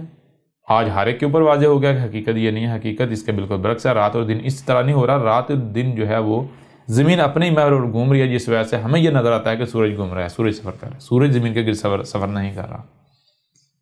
یہ حقیقت آج واضح ہوئی۔ جب تک یعنی کہ یہ جو دوسرا جو چھپا ہوا پہلو ہے، جو پہلو آج سامنے ہے، یہ جب تک پہلو سامنے نہیں آیا تو تب تک میں آپ سے سوال کرتا ہوں، تب تک جو سامنے تھا پہلو، کیا وہ حق تھا؟ یا جن لوگوں نے اسے حق سمجھا کیا وہ سچے تھے؟ بے شک اس دوران اس وقت وہ لوگوں کے نزدیک ان کی کتنی ہی عزت یا کتنی ویلیو کیوں نہ ہو، لوگوں نے کتنے بڑا سچا کیوں نہ سمجھ رہے ہوں، لیکن آج وہ تمام کے تمام لوگ جھوٹے ثابت ہو گئے یا نہیں ہو گئے؟ آج وہ تمام کے تمام لوگ غلط ثابت ہو گئے یا نہیں ہو گئے؟ اس سے کیا چیز سامنے آتی ہے؟ اس سے چیز یہ سامنے آتی ہے کہ جو کچھ بھی ظاہر ہے وہ کل کا کل نہیں ہے۔ اگر آپ ظاہر کے پیچھے پڑو گے تو آپ دھوکے کا شکار ہو جائے گا۔ ظاہر فتنہ ہے۔ آپ کو سننے کے لیے کان، دیکھنے کے لیے آنکھیں دی گئی، جو سنائی اور دکھائی دیتا ہے اسے سمجھنے کی صلاحیت دی گئی، تو کانوں اور آنکھوں سے آپ وہی سن سکتے ہیں جو ظاہر ہے، وہی آواز سن سکتے ہیں جو ظاہر ہے، وہی دیکھ سکتے ہیں جو ظاہر ہے۔ جو باطن ہے نہ آپ اسے آپ سن سکتے ہیں نہ دیکھ سکتے ہیں۔ تو ظاہری بات ہے جب باطن کا آپ سن اور دیکھ نہیں سکتے ان کانوں اور آنکھوں سے، تو آپ کوئی بھی اگر عمل کرتے ہیں تو کیا آپ کا عمل وہ ٹھیک ہوگا؟ جب آپ نے سنا نامکمل، دیکھا نامکمل، اس کو جب آپ نے پروسیس کیا، جس نتیجے پر پہنچے وہ نتیجہ نامکمل ہے، پرفیکٹ نہیں ہوگا۔ آپ جب اسے پریکٹیکل کریں گے تو وہ عمل ٹھیک ہوگا، اس سے آسمان و زمینوں میں جو ہے بہتری آئے گی یا پھر خرابی ہوگی۔ اس کو آپ ایک اور آسان مثال سے سمجھ سکتے ہیں۔ مثال کے طور پر میں آپ سے سوال کرتا ہوں، اگر آپ کی کوئی شے خراب ہو جاتی ہے، کوئی شے، آپ کس کے پاس لے کر جائیں گے؟ کیا کسی ایسے کے پاس لے کر جائیں گے کہ جس کے پاس اس کے بارے میں مکمل علم نہ ہو؟ یا پھر کسی ایسے کے پاس لے کر جائیں گے جس کے پاس جو ہے وہ علم تو ہو لیکن اس علم کا استعمال نہ جانتا ہو؟ جی نہیں، یعنی آپ اپنی شے کو صرف اور صرف اسی کے پاس لے کر جائیں گے جس کے پاس نہ صرف اس شے کے بارے میں مکمل علم ہو بلکہ اس کے پاس حکمہ ہو، یعنی وہ اس علم کا صحیح استعمال بھی جانتا ہو۔ کیونکہ آپ کو پتا ہے، آپ جانتے ہیں کہ اگر کسی ایسے کے پاس لے کر گئے جس کے پاس مکمل علم نہیں ہے تو وہ تباہی پھیر دے گا، خراب کر دے گا۔ نامکمل علم نہ ہونے سے زیادہ خطرناک ہوتا ہے۔ اگر علم نہ ہو تو بندہ شے کے نزدیک نہیں جاتا، چھیڑتا ہی نہیں ہے، اور اگر تھوڑا بہت علم ہو تو اس علم کی بنیاد پر بندہ پنگا لیتا ہے، چھیڑ چھاڑ کرتا ہے، شے جو ہے تباہ ہو جاتی ہے۔ اور اگر علم ہو اور علم کا استعمال نہیں جانتے تو وہ علم بھی جو ہے وہ پھانسی کا پھندا بن جاتا ہے، گلے کا پھندا بن جاتا ہے، وہ علم بھی بندے کو مروا دیتا ہے۔ لہذا جب آپ اپنی کوئی چھوٹی چھوٹی شے بھی اس کے پاس نہیں لے کر جاتے جس کے پاس جو ہے وہ مکمل علم و حکمہ نہیں، تو پھر آپ سے سوال یہ ہے کہ یہ جو کائنات ہے پیچیدہ، جو کہ آپ کا رب ہے، جسے آپ اللہ کہتے ہیں، جسے آپ ایشور کہتے ہیں، جسے آپ بھگوان کہتے ہیں، جسے آپ جو ہے گاڈ کہتے ہیں، جسے آپ دیوس کہتے ہیں، جسے آپ ایلی کہتے ہیں، جسے آپ خدا کہتے ہیں، کیا اس کی اوقات، اس کی اہمیت، اس کی حیثیت آپ کی ایک چھوٹی سی مشین یا آپ کی ایک چھوٹی سی شے سے بھی کم تر ہے؟ اس سے بھی گئی گزری ہے؟ اگر نہیں تو پھر ذرا غور کریں کہ جو اعمال آپ کر رہے ہیں کیا یہ حقیقت پر مبنی ہے، حق پر مبنی ہے؟ ان کا جواب بالکل واضح ہے، نہیں۔ کیوں؟ کیونکہ آپ تو صرف جو ظاہر سنائی دے رہا ہے، ظاہر دکھائی دے رہا ہے، اسی کی بنیاد پر عمل کر رہے ہیں، تو جو ظاہر ہے وہ کل کا کل تو نہیں ہے نا۔ لہٰذا اب ذرا غور کریں کہ اب مثال کے طور پر کل کو آپ سے سوال کیا جاتا ہے، آپ یہ جرائم کر رہے ہیں، آپ فساد کر رہے ہیں، آسمان و زمین کے یعنی کہ چھیڑ چھاڑ کر رہے ہیں، آسمان و زمین میں رب کے ساتھ دشمنی کر رہے ہیں۔ کل کو اگر آپ سے سوال کیا جاتا ہے، پوچھا جاتا ہے کہ ہاں جی بتائیں ذرا آپ نے ایسا کیوں کیا، تو کیا آپ کے پاس بہانہ نہیں ہوگا کہ ہمیں تو جو سنائی اور دکھائی دے رہا تھا اسے ہم نے سمجھا اور عمل کیا، جو تو نے ہم سے چھپا دیا اسے ہم، یعنی جو تم نے، جس کو تم نے ہم سے چھپا دیا، جسے ہم سن نہیں دیکھ سکتے تھے، جسے ہم دیکھ نہیں سکتے تھے، جی تو اسے ہم سمجھ کیسے سکتے تھے؟ اس میں ہمارا کیا قصور ہے؟ اگر تو ہمیں جو کچھ ہم سے چھپا ہوا تھا وہ سنا دیتا، وہ دکھا دیتا، وہ بتا دیتا، اس کے باوجود اگر ہم وہی کرتے جی تو پھر ہم مجرم تھے، پھر ہم مجرم تھے۔ اور تو نے ایک تو ہم سے وہ چھپا دیا، دوسرا ہمیں بتایا ہی نہیں۔ اب سوال کس بنیاد پر؟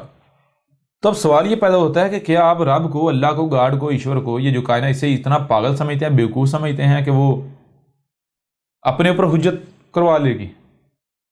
جی سمجھ آ رہی ہے؟ ابھی بھی نہیں آ رہی؟ جی بالکل سمجھ آ رہی ہے۔ کلیئر ہو رہا نہیں ہو رہا؟ لہٰذا یہ کائنات جو ہے، یہ نیچر جو ہے، رب جو ہے خود ایک بشری صورت میں آپ کے سامنے آتا ہے۔ کیوں؟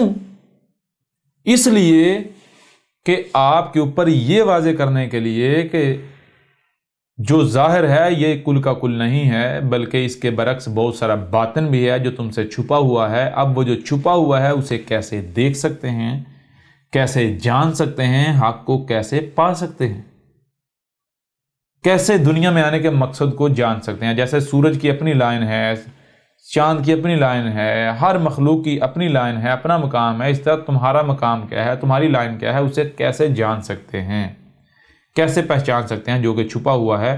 رب جو ہے، یہ کائنات جو ہے، یہ خود سامنے آتی ہے، نیچر، فطرت خود سامنے آتی ہے ایک بشری صورت میں، ایک یعنی بشر کا روپ دار کر سامنے آتی ہے، جسے سنسکرت میں کہتے ہیں اوتار۔ ایشور جو ہے وہ اوتار کا روپ دھارن کرتا ہے، جی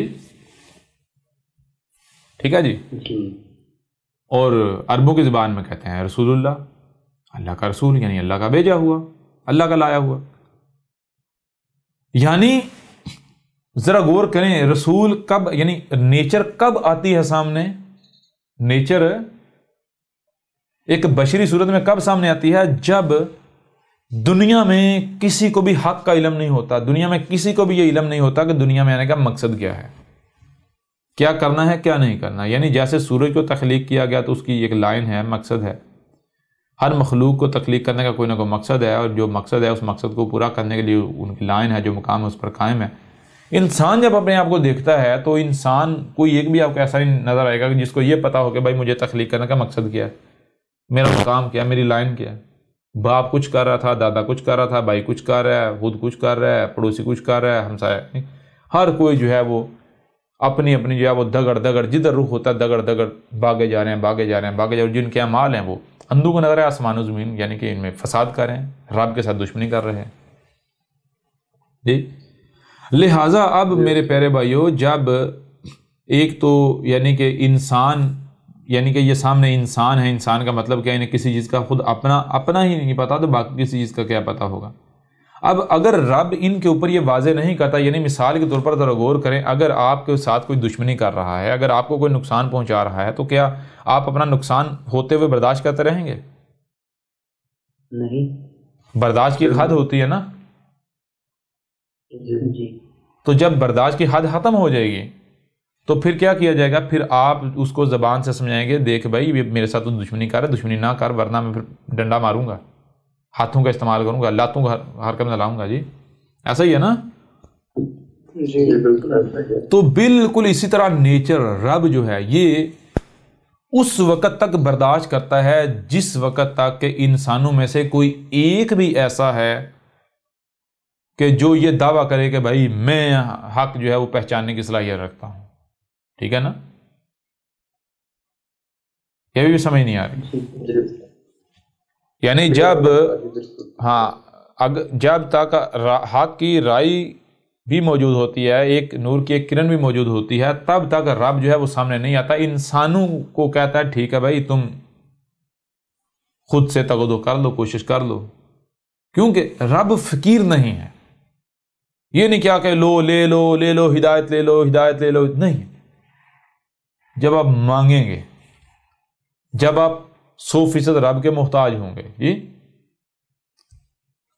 سمجھا نہیں؟ یعنی یوں رب جو ہے وہ جب گمراہیاں ہوتی ہیں، کسی کو دنیا میں کسی کو نہیں پتا دنیا میں لائے جانے کا مقصد کیا ہے، کیا کرنا ہے کیا نہیں کرنا، حلال کیا ہے حرام کیا ہے، کس میں فائدہ کس میں نقصان ہے، فائدہ نہیں ہے، کیا استعمال کرنا ہے کیا استعمال نہیں کرنا۔ تو انسان چونکہ رب نیچر جو ہے، نیچر کی جو زبان ہے پریکٹیکل میں اپنے آپ میں جو فطرت کی زبان ہے، اس کو سمجھنے کی صلاحیت نہیں رکھ رہے ہوتے، تو نیچر جو ہے وہ ظاہری بات ہے، یہ جو فساد کر رہے ہیں میرے ساتھ، یعنی رب کے ساتھ دشمنی کر رہے ہیں، تو کیا رب برداشت کرے؟ برداشت کی حد ہوتی ہے، جب حد ختم ہو جاتی ہے تو نیچر پھر بشری صورت میں سامنے آ جاتی ہے۔ کیوں؟ اس لیے سامنے آتی ہے تاکہ ان کو ان کی زبان میں ایک آخری بار وارننگ دے دی جائے، انہیں سمجھا دیا جائے، تاکہ کل کوئی اعتراض نہ کر سکیں، بہانہ نہ پیش کر سکے۔ جی ہمیں اگر ڈنڈا مارنے سے پہلے، ڈنڈے سے سمجھانے سے پہلے زبان سے سمجھایا ہوتا تو ہم مان گئے ہوتے۔ جی اور اگر نیچر جو ہے وہ نہ حق واضح کرے تو پھر کل کوئی حساب بھی نہیں لیا جا سکتا۔ کس بنیاد پر کہہ سکتے ہیں جی آپ فساد کرتے رہے، بتائیں جی کیوں کرتے رہے؟ جی اگر سامنے والے کہیں ہم تو جو ہمیں سنائی اور دکھائی دے رہا تھا ہم اسے سمجھ رہے، جو ہمیں ساری سمجھ میں آیا ہم نے وہ کیا، جیسے آج یہ کہتے ہیں ہم ملاٹے بھی اور جو سائنسی طبقہ ہے جی اللہ نے ہمیں دماغ دیا ہے، ہم دماغ کا استعمال کیوں نہ کریں؟ جی حالانکہ کرتے نہیں ہیں۔ جی کلیئر ہو رہا نہیں ہو رہا؟ ایسا ہی ہے نا؟ یوں نیچر جو ہے وہ سامنے آتی ہے ایک بشری صورت میں، جسے کہا جاتا ہے رسول اللہ۔ اب جو رسول اللہ ہے اس میں کیا ہوتا ہے؟ اس میں نہ صرف اسوۃ حسنہ ہوتا ہے، حسنۃ، بلکہ وہ خاتم النبیین ہوتا ہے۔ کیوں ہوتا ہے خاتم النبیین؟ ابھی آگے واضح ہو جائے گا۔ یعنی نیچر ایک بشری ایگزامپل سامنے لے کر آتی ہے، ایک بشر لے کر آتی ہے بطور ایگزامپل، عملی نمونہ ایک بشر سامنے لے کر آتی ہے۔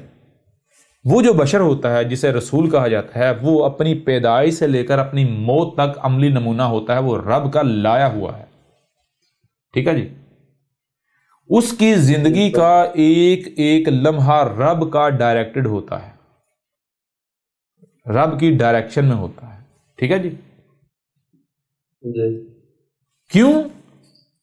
کیونکہ اسے جن کی طرف بھیجا گیا ہے، ان کے چھوٹے سے لے کر بڑے تک، امیر سے لے کر غریب تک، طاقتور سے لے کر کمزور تک، ہر طرح کے فرد کے لیے حجت بنانا ہوتا ہے، عملی نمونہ۔ ٹھیک ہے نا؟ یوں نیچر اس بشر کو کیا کرتی ہے؟ اس بشر کو، یعنی وہی جیسے باقی بشر پیدا ہو رہے ہیں اسی طرح وہ بشر پیدا ہوتا ہے، ایک مرد اور عورت کے ہاں جنم لیتا ہے۔ ٹھیک ہے جی؟ جیسے باقی بچے جو ہے وہ پلتے بڑھتے ہیں، اسی طرح وہ بشر جو ہے وہ پلتا بڑھتا ہے۔ اب باقی جو بچے بڑے ہوتے ہیں، نوجوان ہوتے ہیں، بڑھاپے تک زندگی گزارتے ہیں، ان کا معاملہ الگ ہوتا ہے۔ جو بشر ہوتا ہے وہ مختلف پہلوں سے گزرتا نہ صرف حق پا لیتا ہے بلکہ پھر وہ اس کے اپنے اوپر واضح ہو جاتا ہے کہ میں تو یعنی کہ میں رسول ہوں، اور وہ پھر اس ذمہ داری کو پوری کرتا ہے، یعنی کہ ہر لحاظ سے وہ پھر نہ صرف وہ اپنی زبان سے حق ہر لحاظ سے کھول کر واضح کرتا ہے، بلکہ وہ عملی طور پر، سمجھ آ رہی ہے نہیں، عملی طور پر وہ ثابت کرتا ہے۔ کیوں؟ کیونکہ اگر زبان سے واضح کر دیا جائے، عملی طور پر ایک بشری صورت میں کر کے نہ دکھایا جائے، تو کل کو کوئی بھی کہہ سکتا ہے کہ بھئی یہ ساری باتیں زبان سے کہنا آسان تھی، اس بشری وجود کے ساتھ یہ امپلیمنٹ نہیں ہو سکتی تھی، قابل عمل نہیں تھی، ٹھیک ہے نا؟ یعنی کہ یہ باتیں زبان سے تو بہت اچھی لگتی ہیں، زبان سے تو کی جا سکتی ہیں، لیکن یہ جو بشری وجود ہے ان باتوں کے اوپر عمل نہیں کر سکتا۔ اس بشری وجود کے اندر ایسی صلاحیت نہیں ہے کہ وہ ان باتوں پر عمل کر سکے، ایسے زندگی گزار سکے، ایسا کر سکے، ٹھیک ہے نا؟ تو لہٰذا رسول صرف زبان سے حق کھول کر واضح نہیں کرتا، بلکہ رسول کی پوری زندگی عملی طور پر حجت ہوتی ہے۔ نہ صرف زبان سے حق کھول کر واضح کیا جاتا ہے، بلکہ عملی طور پر دکھایا جاتا ہے، دیکھو یہ دیکھو تمہاری طرح کا بشر کر رہا ہے یہ نہیں کر رہا۔ سمجھ آ رہی ہے نہیں آ رہی؟ اب رب جب یعنی رسول کی صورت میں سامنے آتا ہے تو پھر رب نے قانون قدر میں کیا کیا؟ رب تب ہی سامنے آئے گا جب ضلال مبین آئیں گی۔ یہی بات جو آج سے 5000 سال قبل کرشنا نے کہی، یہی بات ہر رسول نے کہی، یہی بات محمد نے کہی تھی، کیا؟ هو الذی انزل رسولا، جی یہ آیات جو ہیں یہ نکال لیں بے شک۔ تو اس آیت کے آخر میں کیا ہے؟ ایسی جتنی بھی آیات ہیں ان کے آخر میں کیا ہے؟ ان کے آخر میں ہے وَإِن مِّن قَبْلُ لَفِي ضَلَالٍ مُّبِينٍ، جی، اور اگر ان کا معاملہ کیا تھا؟ ان کا معاملہ یہ تھا کہ یہ یعنی کہ یہ کس میں تھے؟ ان کے لیے کیا تھا؟ یہ 100% گمراہیوں میں تھے۔ جب 100% گمراہی میں ہوتے ہیں تب جو ہے وہ یہی وجود ہوا یہی کائنات، یہ وجود جو ہے وہ رسول کو کھڑا کرتا ہے، رسول لے کر آتا ہے، رسول کو بیس کرتا ہے۔ کب؟ جب ضلال مبین ہوتی ہیں۔ یوں قانون یہ ہے، یعنی قدر میں یہ کر دیا گیا کہ جب ضلال مبین آئیں گی اور اس وقت ہدایت کا کوئی طلبگار، اس وقت جب رسول بیس کیا جائے گا، اس کے علاوہ نہیں، ٹھیک ہے جی؟ رسول کیا ہوتا ہے؟ رسول یہی کہا گیا اللہ میں اور رسول میں فرق نہیں کرو۔ فرق کسے کہتے ہیں؟ فرق کہتے ہیں الگ کرنے کو۔ فرق کسے کہتے ہیں؟ دیکھیں یہ کیا ہے؟ یہ ایک شے ہے۔ یہ کیا ہے؟ ایک شے ہے نا۔ فرق کسے کہتے ہیں؟ فرق کہتے ہیں الگ کر دینا، 2 کر دینا، 3 کر دینا، 4 کر دینا، ٹھیک ہے جی؟ سمجھ آ رہی ہے نہیں آ رہی؟ اسے کہتے ہیں فرق۔ تو اللہ اور رسول میں فرق کرنے کی اجازت نہیں دی گئی۔ اللہ اور رسول میں فرق نہیں کرو، یعنی الگ نہیں کرو، کیونکہ الگ ایک ہی وجود ہے، ٹھیک ہے نا؟ اب رب جو رسول کی صورت میں سامنے آتا ہے تو کیوں آتا ہے؟ واضح کرنے کے لیے، دیکھو اب آج کے بعد یہ تمہاری ذمہ داری ہے، تم نے ایسے کرنا ہے، ایسے بننا ہے۔ رسول کیا ہوتا ہے؟ رسول سب سے بہترین رہنما ہوتا ہے۔ تو اب انسانوں کو دکھا دیا کہ رہنمائی، جن کے اندر رہنمائی کرنے کی صلاحیت ہے انہوں نے اس طرح کا رہنما بننا ہے، ایسے بننا ہے۔ کھانا ہے، کیا کھانا ہے، کیسے کھانا ہے، کب کھانا ہے، کتنا کھانا ہے، کیوں کھانا ہے، ایسے کھانا ہے، عملی طور پر رسول کے صورت میں دکھا دیا۔ چلنا ہے کیسے، دوست ہونے چاہیے، کون ہونے چاہیے، دشمن کون ہے، کیا کرنا ہے، کیا نہیں کرنا، جی کیسے حق پایا جاتا ہے۔ جیسے کہ ہر رسول کی آپ زندگی دیکھیں گے، ہر رسول کی زندگی سیم ہے، ہر رسول کی زندگی سیم ہے۔ کیسے؟ ہر رسول آپ دیکھیں گے پیدا ہوتا ہے اسی طرح جیسے باقی بچے پیدا ہوتے ہیں، جیسے باقی بچے پلتے بڑھتے ہیں وہ بھی پلتا بڑھتا ہے، جیسے باقی بچے والدین کے یا بڑوں کے ڈیپینڈنٹ ہوتے ہیں، رسول بھی ان کا ڈیپینڈنٹ ہوتا ہے۔ لیکن جب رسول باشعور ہو جاتا ہے تو وہ کیا کرتا ہے؟ باقی نوجوانوں یا باقی لوگوں کی طرح نہیں ہوتا۔ باقی کیا کرتے ہیں؟ جیسے بچپن میں جب پیدا ہوئے 100% والدین کے محتاج ہیں، بڑوں کے محتاج ہیں، جیسے جیسے بااختیار ہوتے جا رہے ہیں خود کھانے کے قابل ہوئے، خود کھا رہے ہیں، والدین کی محتاجی، یعنی کہ جب دنیا میں 100% والدین کے محتاج جیسے سے آگے بڑھتے جا رہے ہیں، بڑے ہوتے جا رہے ہیں، تو محتاجی جو ہے وہ ریڈیوس ہوتی جا رہی، ایسا ہی ہے نا، کم ہوتی چلی جا رہی والدین پر یا بڑوں پر جو ڈپینڈنسی ہے وہ کم ہوتی جا رہی ہے، ایسا ہی ہے نا؟ جی بالکل ایسا ہی ہے۔ ایک وقت آتا ہے جب خود سے چلتے ہیں، چلنے کے لیے والدین کے محتاج نہیں، اب خود مختار ہو گئے ہیں، اپنے خود چل رہے ہیں، چلنے کے لیے کسی سہارے کی ضرورت نہیں ہے، خود کھا رہے ہیں، خود پی رہے ہیں، خود پہن رہے ہیں، سب کچھ خود کر رہے ہیں۔ لیکن ایک معاملہ ایسا بھی ہے جس میں بااختیار ہونے کے باوجود بھی آج بھی خود کو بڑوں کا محتاج بنائے ہوئے۔ وہ کیا ہے؟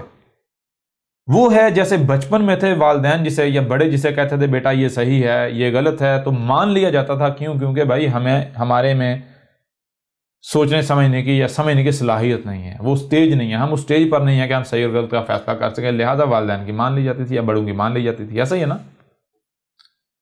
جی بھئی آج جب آپ کو یہ صلاحیت دے دی گئی پھر بھی آپ وہی کرتے ہیں، تو پھر آپ ایسا کرو نا کہ جو باقی سارے معاملات میں خود مختاری کا دعویٰ کر رہے ہو، باقی معاملات میں والدین انہی کے محتاج رہو جن کے پہلے تھے، وہی تمہیں پہنائیں، وہی کھلائیں، وہی پلائیں، جی وہی چلائیں، چلنے کے معاملے میں خود مختار، دیکھنے کے معاملے میں خود مختار، بولنے کے معاملے میں خود مختار، سننے کے معاملے میں خود مختار، کھانے کے پینے میں معاملے میں خود مختار، پہننے کے معاملے میں خود مختار۔ واحد ایک صورت ہے صحیح کیا ہے اور غلط کیا ہے وہ آج بھی والدین کے اوپر انحصار کر رہے ہیں یا بڑوں کے اوپر انحصار کر رہے ہیں، جی آباء و اجداد پر انحصار کر رہے ہیں۔ یہ منافقت نہیں ہے؟ جی یہاں پر آ کر وہ جسے بعد میں واضح ہونا ہوتا ہے کہ یہ رسول ہے، یہاں پر آ کر وہ جو بشر ہوتا ہے اس کی اور باقی بچوں کی زندگی میں یہ فرق آ جاتا ہے، ڈائریکشن چینج ہو جاتی ہے۔ یہاں تک تو اس سے پیچھے تو ڈائریکشن سیم ہے رسول کی، باقی بچوں کی بھی، باقیوں کے بھی، یہاں پر آ کر رسول کی ڈائریکشن چینج ہوتی ہے۔ رسول کیا کہتے ہیں؟ رسول دیکھتا ہے کہ بھائی جب باشعور ہوتا ہے، جو سنائی اور اسے جو سنائی اور دکھائی دے رہا ہے اسے وہ سمجھ رہا ہوتا ہے، تو وہ دیکھتا ہے بھائی وہ کہہ رہا ہے میں حق پر ہوں باقی سارے باطل ہیں، وہ کہہ رہا ہے میں حق پر ہوں باقی سارے باطل ہیں، وہ کہہ رہا نہیں میں حق پر ہوں باقی سارے باطل ہیں۔ اس طرح درجنوں سینکڑوں فرقے ہیں، کتنے ہی مذاہب ہیں، ہر کسی کا یہ دعویٰ ہے کہ ہم ہی حق پر ہیں باقی سب باطل ہیں۔ ایسا کیسے ہو سکتا ہے کہ سارے کے سارے حق پر ہوں؟ ایسا کیسے ہو سکتا ہے؟ کیسے ہو سکتا ہے کہ سارے کے سارے حق پر ہوں؟ یہ تو ہو ہی نہیں سکتا، یا تو ان میں سے کوئی ایک حق پر ہے یا پھر سارے کے سارے گمراہ ہیں۔ لہٰذا وہ اپنی ذات سے شروع کرتا ہے۔ کیوں اپنی ذات سے شروع کرتا ہے؟ وہ یہ دیکھتا ہے کہ آیا وہ کیا وجہ ہے، بنیاد کیا ہے جس بنیاد پر، جس وجہ سے یہ ہر کوئی یہ کہہ رہا ہے کہ بھائی میں ہی حق پر ہوں باقی سارے باطل ہیں۔ میرا تو پتہ چلتا ہے بنیاد یہ ہے، ہر کسی کا دعویٰ یہ ہے کہ بھائی کیونکہ میں نے اپنے آباء و اجداد کو اس دین پر پایا، مجھے بچپن سے یہی سکھایا گیا، اس لیے یہ حق ہے۔ ٹھیک ہے جی؟ یوں رسول سب سے پہلے یہ دیکھتا ہے کہ بھائی جب باقی سب اس بنیاد پر دعویٰ کریں حق ہونے کا کہ انہوں نے اپنے بڑوں کو اس پر پایا، جو انہوں نے ان کے بڑوں نے آباء و اجداد نے سکھایا اسے وہ حق کہہ رہے ہیں، اگر میں بھی یہی اسی بنیاد پر دعویٰ کرتا ہوں تو میرے اور ان میں فرق کیا رہ گیا؟ کوئی فرق رہ گیا؟ نہیں، کوئی فرق نہیں۔ میں بھی ان میں سے ایک ہو جاؤں گا۔ لہذا رسول کا کہتا ہے سب سے پہلے وہ کیا کرتا ہے؟ وہ کہتا ہے کہ بھائی جب کھانے میں خود مختار، پینے میں خود مختار، چلنے میں خود مختار، اپنے والدین کا یا اپنے بڑوں کا ڈیپینڈنٹ نہیں ہوں، خود مختار ہوں، تو کیا سوچنے سمجھنے کے حوالے سے کیا آج مجھ میں اتنا شعور نہیں آ چکا، میری عقل اس سٹیج پر نہیں آ چکی کہ میں صحیح اور غلط کا فیصلہ کر سکوں؟ جب میں آج اس قابل ہو چکا ہوا ہوں کہ صحیح کیا ہے اور غلط کیا ہے اس کا فیصلہ کرنے کی صلاحیت رکھتا ہوں، میرے اندر سوچنے سمجھنے کی صلاحیت آ چکی ہوئی ہے، ڈیولپ ہو چکی ہے، تو پھر بھی میں اپنے آپ کو والدین کا محتاج کیوں بنائے ہوئے ہوں؟ اس کے باوجود میں آج بھی کیوں یہ کہہ رہا ہوں جس کو والدین صحیح کہتے ہیں یا بڑے صحیح کہتے ہیں اس کو صحیح کہہ رہا ہوں، جس کو بڑے غلط کہتے ہیں اسے غلط کہہ رہا ہوں؟ کیوں؟ آخر کیا وجہ ہے؟ کیوں نہیں میں اس صلاحیت کا استعمال کر رہا؟ کیا میرے اندر یہ صلاحیت بے مقصد میرے رب نے رکھ دی، فضول میں میرے رب نے رکھ دی؟ ظاہری بات ہے ایک میرا رب جو ہے وہ کچھ بھی کرتا ہے تو بغیر حق نہیں کرتا، یعنی کہ بالحق کرتا ہے، یعنی بغیر مقصد نہیں کرتا، با مقصد کرتا ہے۔ تو میرے رب نے اگر میرے اندر جو ہے سوچنے سمجھنے کی صلاحیت رکھی ہے، صحیح اور غلط کو سمجھنے کی صلاحیت رکھی ہے، عقل رکھی ہے، تو کیوں رکھی ہے؟ ظاہر ہے اس لیے رکھی ہے کہ جو بھی مجھے سنائی اور دکھائی دے میں اسے سمجھوں۔ سمجھا رہی ہے؟ کیا مجھے صرف میرے رب نے صرف سننے کی صلاحیت دی اور صرف دیکھنے کی صلاحیت دی. اگر تو صرف سننے کی صلاحیت دی تو ظاہر بات ہے پھر جو بھی سنا اسی کو اسی طرح مان لو, جو بھی نظر آ رہا ہے اس کو اسی طرح مان لو, ہاں جی ایسا ہی ہے.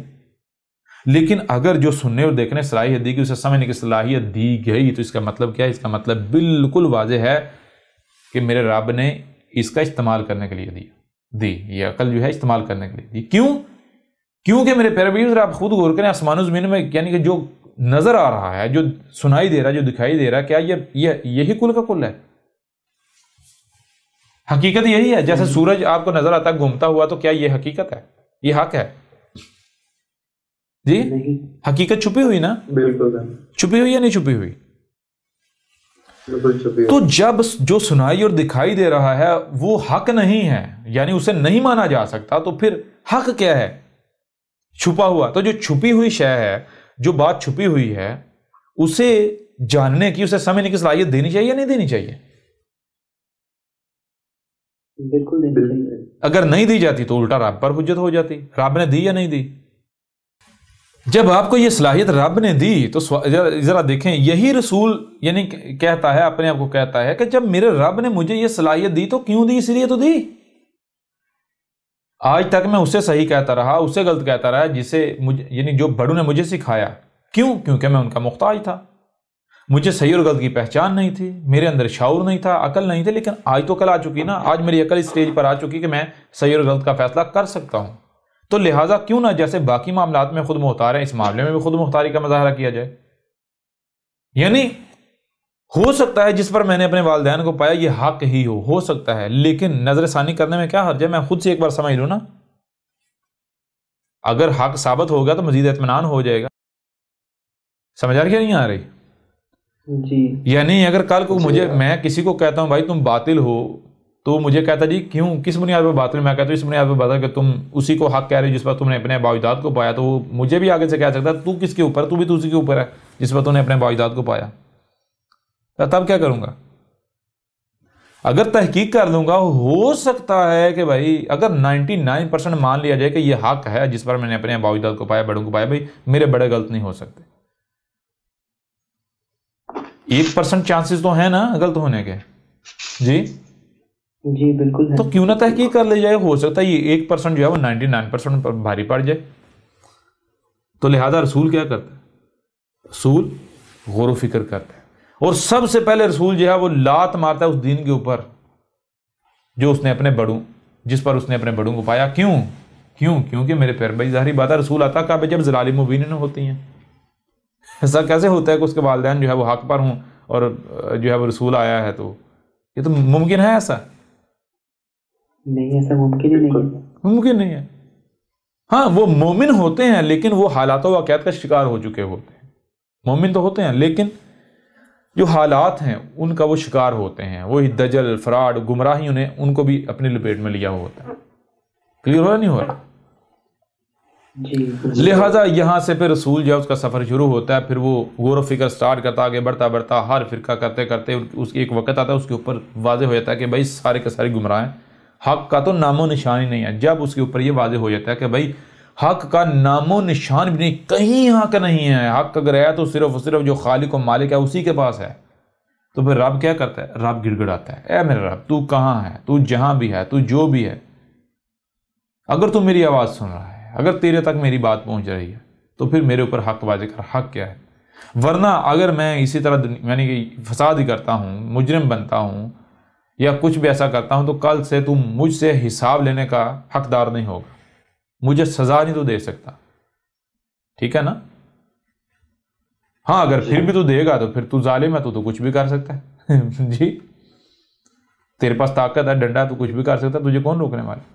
لہٰذا اگر تو ظالم نہیں ہے, اگر تم واقعتاً یہ چاہتا ہے کہ تیرے ساتھ دشمنی نہ کی جائے, اگر تو واقعتاً چاہتا ہے کہ جو تیرے بندے ہیں جن کو تم یعنی کہ ان کو ہدایت ملے, یہ سیدھے رستے پر آئیں, ان کو دنیا میں آنے کا مقصد ان کے اوپر واضح ہو, تو میرے اوپر واضح کر.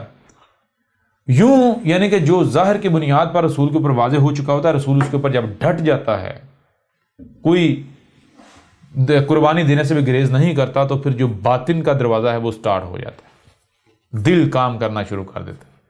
پھر وہ سنائی اور دکھائی دیتا ہے جو یہ ان کانوں اور آنکھوں سے سنائی اور دکھائی نہیں دیتا. جی کلیئر ہو رہا ہے؟ ابھی بھی نہیں ہو رہا؟ جی بالکل کلیئر ہو رہا ہے. کلیئر ہو رہا ہے؟ ابھی بھی نہیں ہو رہا؟ بالکل کلیئر ہو رہا ہے استاد جی، ایک بات کلیئر ہو رہی ہے. یوں میرے پیارے بھائی پھر رسول جو ہے وہی آگے بڑھتا، غور و فکر کرتا کرتا سٹیپ بائی سٹیپ آگے بڑھتا بڑھتا بڑھتا بڑھتا بڑھتا. یہ نہیں ہوتا کہ ایک دم سے حق پا لیتا، نہیں، بلکہ سٹیپ بائی سٹیپ ہر لمحے حق کے سے قریب تر ہوتا چلا جاتا ہے. ایسا کیوں ہوتا ہے؟ آپ کو پہلے بتایا کہ یہ رب نے ایک عملی نمونہ سامنے رکھا جس میں نیچے سے لے کر اوپر تک ہر ایک تک اسوہ حسنۃ موجود ہے، حجت موجود ہے. کوئی کل کو یہ نہیں کہہ سکتا کہ اگر یہ میری طرح ہوتا، اس کے حالات ایسے ہوتے، یہ میری طرح کے والدین کے ہاں پیدا ہوا ہوتا تو یہ ایسا نہ بنتا. سمجھ آ رہی کہ نہیں آ رہی؟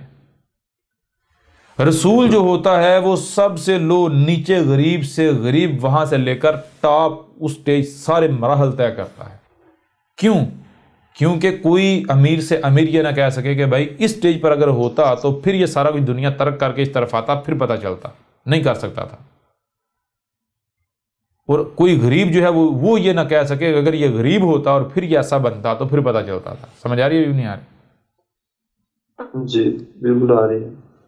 تو یوں رب جو ہے، اللہ جو ہے، ایشور جو ہے، جب گمراہیاں ہوتی ہیں، ضلال مبین ہوتی ہیں، اس وقت بشیر صورت میں سامنے آتا ہے، نہ صرف سامنے آتا ہے بلکہ زبان سے حق کھول کھول کر واضح کرتا ہے، بلکہ عملی طور پر بشری صورت میں عملی طور پر جو ہے وہ کر کے دکھاتا ہے. یعنی رسول کی پیدائش سے لے کر اس کی موت تک کی جو زندگی ہے وہ رب کی ڈائریکٹڈ ہوتی ہے، رب خود ہوتا ہے نا.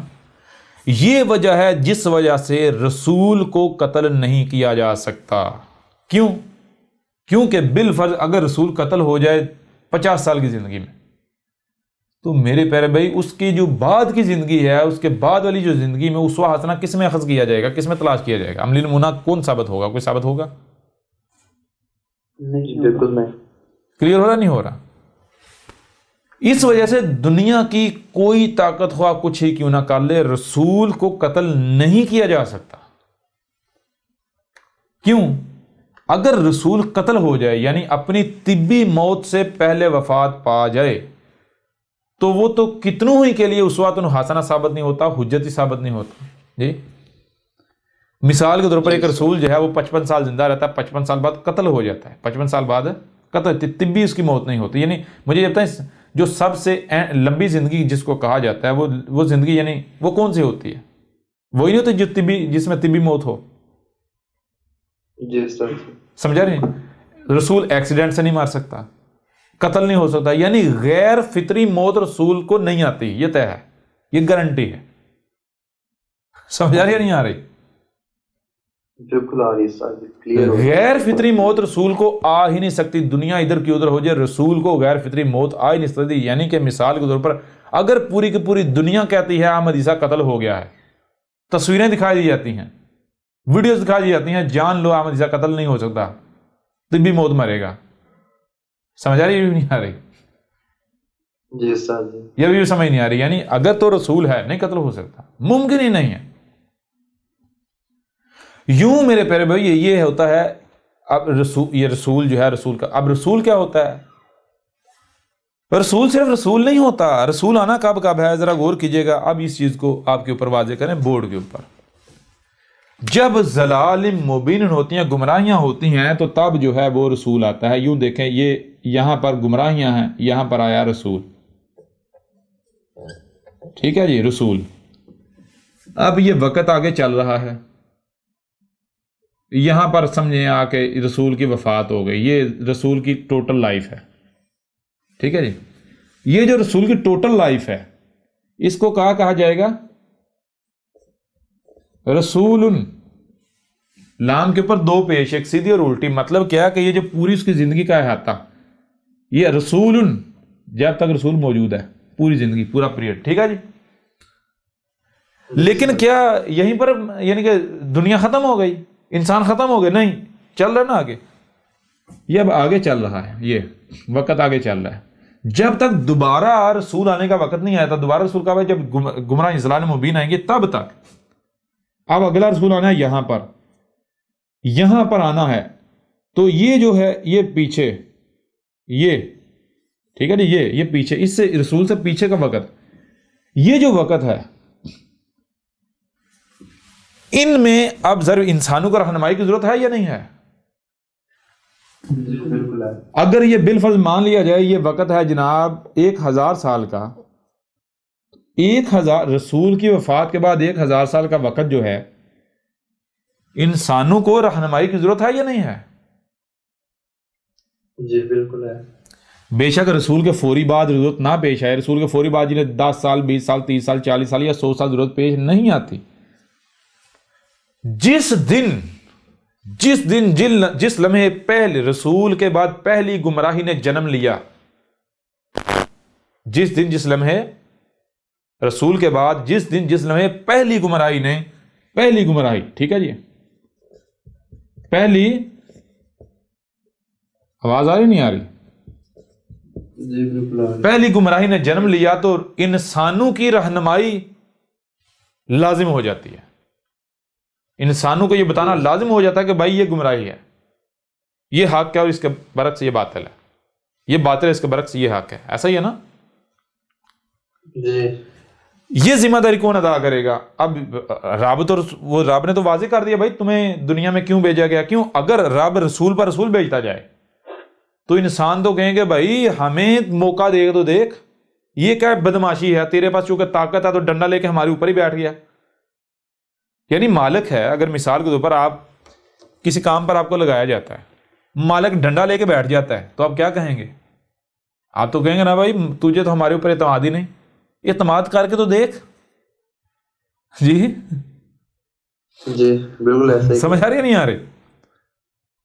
او بھائی تو گھر جا، آرام کر، اگر ہم کام نہیں کرتے تو پھر کہنا، جب واقعتاً تیری ضرورت ہوگی تب آ جانا، جب سب کام چھوڑ کر بیٹھ جائیں تب آ جانا. سمجھ آ رہی ہے نہیں آ رہی؟ یعنی یہی چیز ہے، اب اگر رسول پر رسول لایا جاتا رہے تو ہر کوئی اعتراض کرے گا بھئی یہ کہ ہمارے تو ڈنڈا ہی مسلط کر دیا. پہلی چیز. دوسری چیز، ہمیں بھی تو موقع دے کر دیکھ نا. کیوں کہ بھائی جو انسان ہے کیا؟ انسان کا مطلب کیا ہے؟ آپ کو واضح کیا تھا، قرآن میں بھی ہے. قرآن میں کیا ہے؟ وَلَا تَكُونُوا كَالَّذِينَ نَسُوا اللَّهَ فَأَنسَاهُمْ أَنفُسَهُمْ. وا اور لا نہیں، تاکون تا، جو یعنی کہ جو بھی کرنا ہے، کیا کرنا ہے؟ کون ہو رہے ہو، جو بھی تم کر رہے ہو، جو اعمال کر رہے ہو، تم کیا کرے؟ کون ہو رہے ہو، کیا ہو رہے ہو؟ کالذین، بالکل ان لوگوں کی طرح ہو رہے ہو، نسوا اللہ، جو اللہ کو بھولے کے بھولے ہی رہ رہے ہیں. اللہ کو بھولے کے بھولے ہی رہ رہے ہیں. اب اگر اللہ کو بھولے کے بھولے ہی رہ گئے تو پھر آگے کیا کہا جا رہا ہے؟ فَأَنْسَاهُمْ، پس کیا ہے جسے بھولے کے بھولے ہی رہ گئے؟ انفسہم، خود اپنی ہی ذات کو بھولے کے بھولے ہی رہ گئے. یعنی انسان کا معنی کیا ہے؟ دیکھیں، غور کریں. انسان، ٹھیک ہے جی،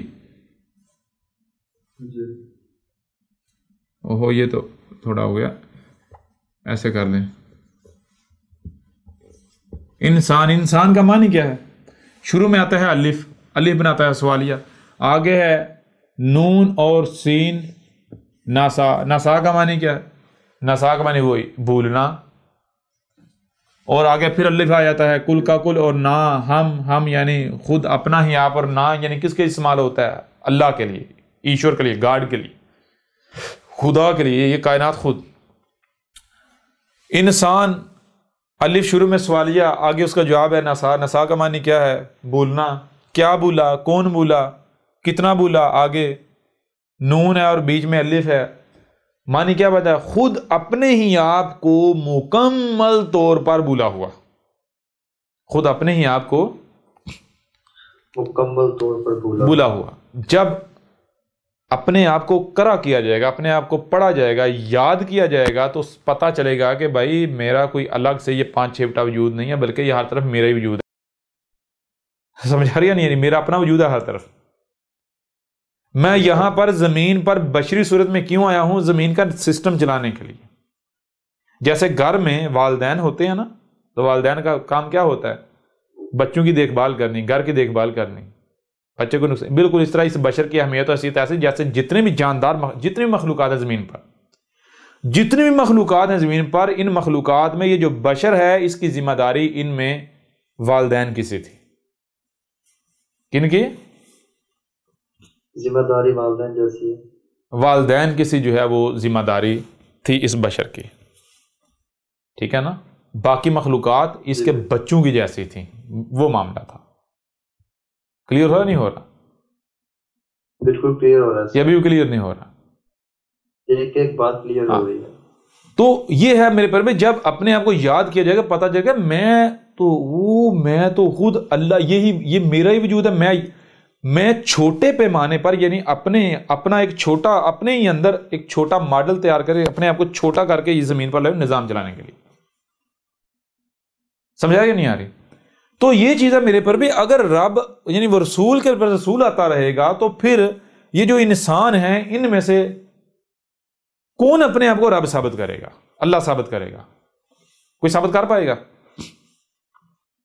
بالکل نہیں. کوئی ثابت زبان سے تو نہیں کرنا. یہ جب رسول بھیجا جاتا ہے تو پھر آگے موقع دیا گیا کہ جب تک اگلا رسول نہیں آتا تب تک اب تمہارے پاس موقع ہے، خود کو اللہ ثابت کر لو. خود کو اللہ ثابت کر لو. کیسے؟ کہ جن کے اندر جو صلاحیت رکھی گئی ہے، جن کے اندر انسانیت کی رہنمائی کی صلاحیت رکھی گئی ہے، تو وہ مجرم نہیں بنے، انسان نہیں بنے، بلکہ وہ اللہ بنے اور انسانیت کی رہنمائی کریں. سمجھ آ رہی ہے نہیں آ رہی؟ کیسے؟ جیسے ہم نے تمہیں دکھا دیا رسول کی صورت میں، رسول کیسے پیدا ہوا تمہاری طرح، جیسے تم انسان تھے وہ بھی ایک وقت تھا انسان تھا. ٹھیک ہے جی. ہم رسول کے ہم بشری صورت میں تمہارے سامنے آئے اور ایز اے انسان ہی سامنے آئے، اور انسان سے ہم نے اللہ کا سفر کیا یا نہیں کیا؟ بالکل کیا. کیوں؟ تاکہ تمہیں دکھایا جائے اس طرح سفر ہوتا ہے. پھر رسول سے بہتر کوئی ٹیچر، کوئی پروفیسر، کوئی استاد ہو سکتا ہے؟ یہ نہیں ہے کہ احمد عیسیٰ کوئی اپنی تعریفوں کے پل باندھ رہا ہے. احمد عیسیٰ چیلنج کر رہا ہے کہ دنیا میں جتنے پروفیسر ہیں، ٹیچر ہیں، سامنے لے آئیں، مقابلہ کر لیں، موازنہ کر لیں احمد عیسیٰ کے ساتھ. کوئی مقابلہ کرتا ہے؟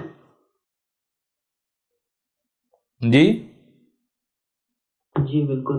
کوئی موازنہ ہے احمد عیسیٰ کے ساتھ کسی کا؟ نہیں، کسی کا بھی نہیں ہے موازنہ. بتا دینا. جی. کلیئر ہو رہا نہیں ہو رہا؟ لہٰذا جب تک اگلا رسول نہیں آتا تب تک تم نے کیا کرنا ہے؟ یہ جو رسول ہے پیچھے، اس کو یہ کیا ہے؟ اس کو کیا کر دیا ہم نے؟ خاتم النبیین. یہ جو بیچ بیچ میں نبی آتے رہیں گے آگے فیوچر میں، یہاں جہاں، یعنی اب جب پہلے گمراہی سٹارٹ ہو گئی تو اس کے بعد تو سلسلہ رکے گا ہی نہیں. رسول کے موجود ہر وقت ایک نہیں، جتنی ضرورت ہوگی اتنے موجود ہوں گے. ٹھیک ہے جی؟ کون سے؟ اور کون سے؟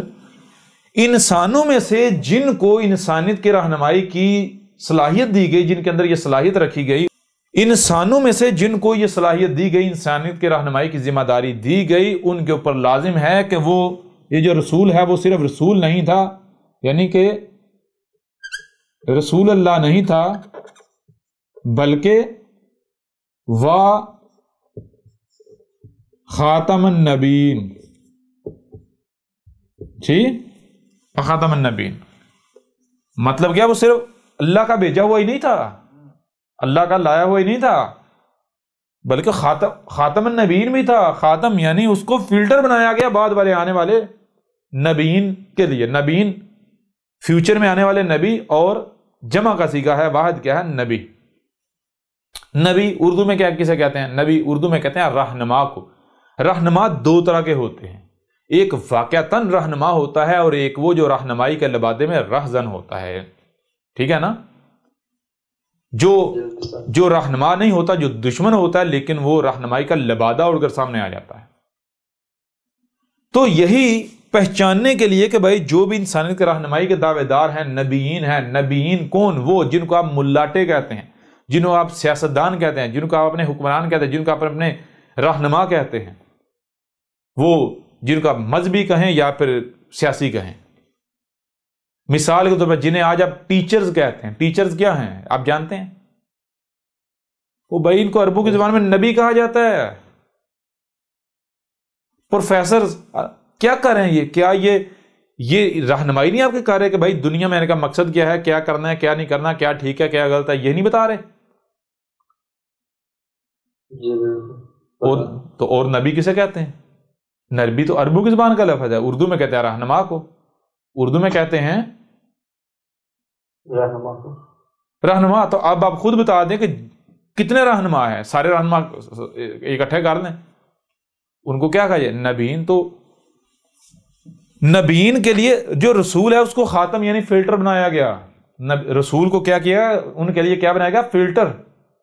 یعنی تمہارے اوپر لازم ہے جو ان میں سے جو نبی جو انسانیت کی رہنمائی کا دعوے دار رسول کو فلٹر مانتے ہوئے خود کو اس میں سے گزارے گا، یعنی بالکل ویسا بنے گا، تو اس کو رب کلیم کرے گا ہاں یہ ہمارا بھیجا ہوا ہے، یہ ہے ہمارا، یہ نبی رسول ہے۔ سمجھ آ رہی ہے بھی نہیں آ رہی؟ اور جو فلٹر سے نہیں نکلے گا تو اسے رب جو ہے اسے ہم کلیم نہیں کریں گے، یہ مجرم ہے، اسے یہ حق نہیں تھا کہ یہ اٹھ کر انسانیت کے رہنمائی کا دعویٰ کرتا۔ کیوں؟ کیونکہ یہ خود انسان تھا، خود بھولا ہوا، اسے خود نہیں پتا تھا، یہ دوسروں کو کیا بتاتا؟ مجھے یہ بتائیں کہ میرے پر بھی جس کو خود نہیں علم وہ رہنمائی کر سکتا ہے؟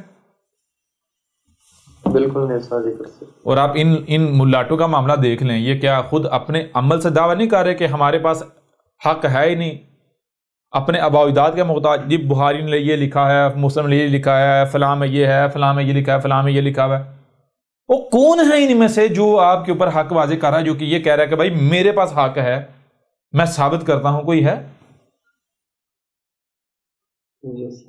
تو یہ ان کو یہ جب میرے پیارے بھائیوں جب ان کے پاس یہ حق ہے ہی نہیں، ان کے پاس علم ہے ہی نہیں، نبی کون بن سکتا ہے؟ ان کی اپنی روایات ہیں۔ محمد صلی اللہ علیہ وسلم نے کیا کہا تھا نبوت کے بارے میں؟ نبوت کیا ہے؟ وراثت الانبیاء، یا جو علماء ہیں، علماء کیا ہیں؟ وراثت الانبیاء، یعنی جو علماء ہیں وہ انبیاء کے جس میں انبیاء کے وارث ہیں۔ حالانکہ ترجمہ یہ نہیں لکھا ہوا ہے وہاں، وراثت الانبیاء ہے، یعنی کہ العلماء وراثت الانبیاء کا مطلب یہ ہے کہ جو اب اگر آپ یہ ترجمہ بھی ان کا لے لیں کہ جو علماء جو ہیں وہ انبیاء کے وارث ہیں، تو میرے پر بھی وارث کسے کہتے ہیں؟ وارث کسے کہتے ہیں؟ وارث کہتے ہیں مثال کے طور پر آپ کے پاس ایک شے ہے، آپ کے پاس ایک شے ہے، آپ چلے جاتے ہیں، وہ شے آپ چھوڑ جاتے ہیں، وہ شے جس کو پیچھے ملے گی وہ وارث کہلائے گا، وہ وارث کہلائے گا۔ تو انبیاء کے وارث کون ہیں؟ علماء۔ آخر وہ کون سی شے ہے جو بطور وراثت منتقل ہوتی ہے پیچھے علماء کو؟ وہ کون سی شے ہے؟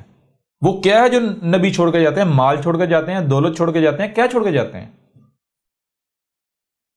جی نبی چھوڑ کے جاتے ہیں النبوہ، جسے کہتے ہیں نبوت۔ کیا کہتے ہیں؟ وہ بھائی نبیوں کی وراثت تو نبوت ہے جی، نبیوں کی وراثت کیا ہے؟ نبوت۔ یہی چیز محمد صلی اللہ علیہ وسلم نے کیا کہا؟ محمد صلی اللہ علیہ وسلم نے کہا، محمد نے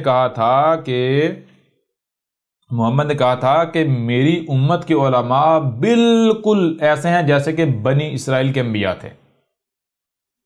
ٹھیک ہے جی؟ کیوں کہا تھا؟ اس لیے کہا تھا کہ جو انہوں نے کیا تھا یہ بھی وہی کریں گے۔ جی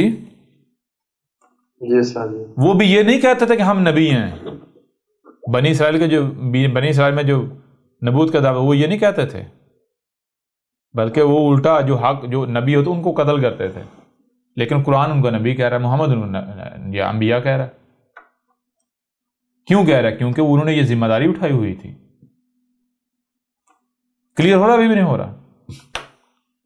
بالکل کلیئر ہو رہا ہے۔ تو میرے پیارے بھائیو، رسول کی بعثت کا یہ مقصد ہوتا ہے، رسول میں یہ وجہ ہے جس وجہ سے کہا جاتا ہے رسول میں تمہارے لیے اسوۃ حسنہ ہے، تمہارے لیے نہیں، تم کو رسول میں اسوۃ حسنہ اخذ کرنا ہے۔ جیسے جیسے جو رسول نے کیا، جس طرح رسول نے ہدایت پائی، بالکل ویسے تمہیں ہدایت مل سکتی ہے۔ ٹھیک ہے جی؟ جی اب میں آپ سے سوال کرتا ہوں کہ رسول کی بعثت کا مقصد کیا ہوتا ہے؟ کوئی بت بنانا؟ اگر تو میرے پیارے بھائیو، اگر تو ایک مردہ رسول کے پیچھے چلنا ہے تو پھر مجھے یہ بتاؤ اتنے رسول بھیجنے کی ضرورت کیوں پیش آئی؟ اتنے سارے رسول بھیجنے کی ضرورت پیش کیوں آئی؟ ایک شروع میں بھیج دیا جاتا وہی کافی تھا۔ سمجھ آ رہی یا نہیں آ رہی؟ جی بالکل۔ یہی چیز آج سے 14 صدیاں قبل کہی تھی، ان کو مخاطب کرتے ہوئے جان لو کہیں ایسا نہ ہو، کیا کہا؟ وَمَا مُحَمَّدٌ إِلَّا رَسُولٌ قَدْ خَلَتْ مِن قَبْلِهِ رُسُولٌ۔ کیا مطلب ہے اس کا؟ وا اور ما، جو یا نہیں، کیا نہیں؟ محمد، محمد جب تک موجود ہے، اگر نہیں تو کیا نہیں؟ الا، مگر کیا ہے؟ رسول ہے۔ محمد جب تک موجود ہے تو کیا ہے؟ رسول ہے۔ قد خلت، قد یعنی طے شدہ ہے، خلط گزرنا، محمد آیا ہے نا، تو جو بھی دنیا میں ہے اس کا گزرنا قدر میں ہے، طے ہے، ہونا ہی ہونا، جانے جانا۔ تو قد خلط گزر جاتا ہے، محمد اگر گزر جاتا ہے تو یہ کوئی نئی بات نہیں ہوگی، یہ کوئی نیا کام نہیں ہوگا۔ قد خلط من قبلہ رسول، اور محمد سے پہلے بھی جتنے ہی بھی رسول آئے، ہر رسول گزر چکا، یہ کوئی نیا کام ہونا۔ اصل بات آگے آتی ہے، اصل بات یہ آتی ہے کہ کہیں ایسا نہ ہو کہ محمد کی موت کے بعد تم ایڑیوں کے بل پھر جاؤ۔ ایڑیوں کے بل پھرنا کیا ہے بھائی؟ پیچھے کیا کہا جا رہا ہے؟ قد خلط من قبلہ الرسل، یعنی محمد گزر گیا تو یہ کوئی نیا کام نہیں ہوگا، محمد سے پہلے بھی جتنے رسول آئے ہر رسول گزر چکا۔ تو ایڑیوں کے بل پھرنا کیا ہے؟ ایڑیوں کے یعنی محمد کی موت کے بعد ایڑیوں کے بل پھرنا یہ ہے کہ جیسے محمد سے پہلے ہر رسول کے بعد کیا ہوا؟ جب گمراہیاں آئیں تو کہا گیا بھائی وہ آخری تھا۔ یوسف کا بعد کہا گیا یوسف آخری تھا، یوسف کے بعد کوئی نبی نہیں، کوئی رسول نہیں۔ موسیٰ کے بعد کہا گیا موسیٰ آخری تھا، موسیٰ کے بعد کوئی نبی نہیں، کوئی رسول نہیں۔ عیسیٰ ابن مریم کے بعد کہا گیا عیسیٰ ابن مریم آخری تھا، اس کے بعد کوئی رسول نہیں۔ تو کہیں ایسا نہ ہو کہ جیسے ہر رسول کی موت کے بعد یہ رویہ، یہ چیز گھڑی گئی، یہ کیا گیا، کہیں ایسا نہ ہو کہ تم بھی یہی کرو۔ جان لو وہ تم کرو گے، اور اگر تم کرو گے تو جان لو اللہ کا تم کوئی نقصان نہیں کر پاؤ گے۔ نقصان کس کا ہوگا؟ تمہارا اپنا۔ کلیئر ہو رہا بھی نہیں ہو رہا؟ بالکل کلیئر ہو رہا ہے۔ تو انہوں نے کیا کیا؟ انہوں نے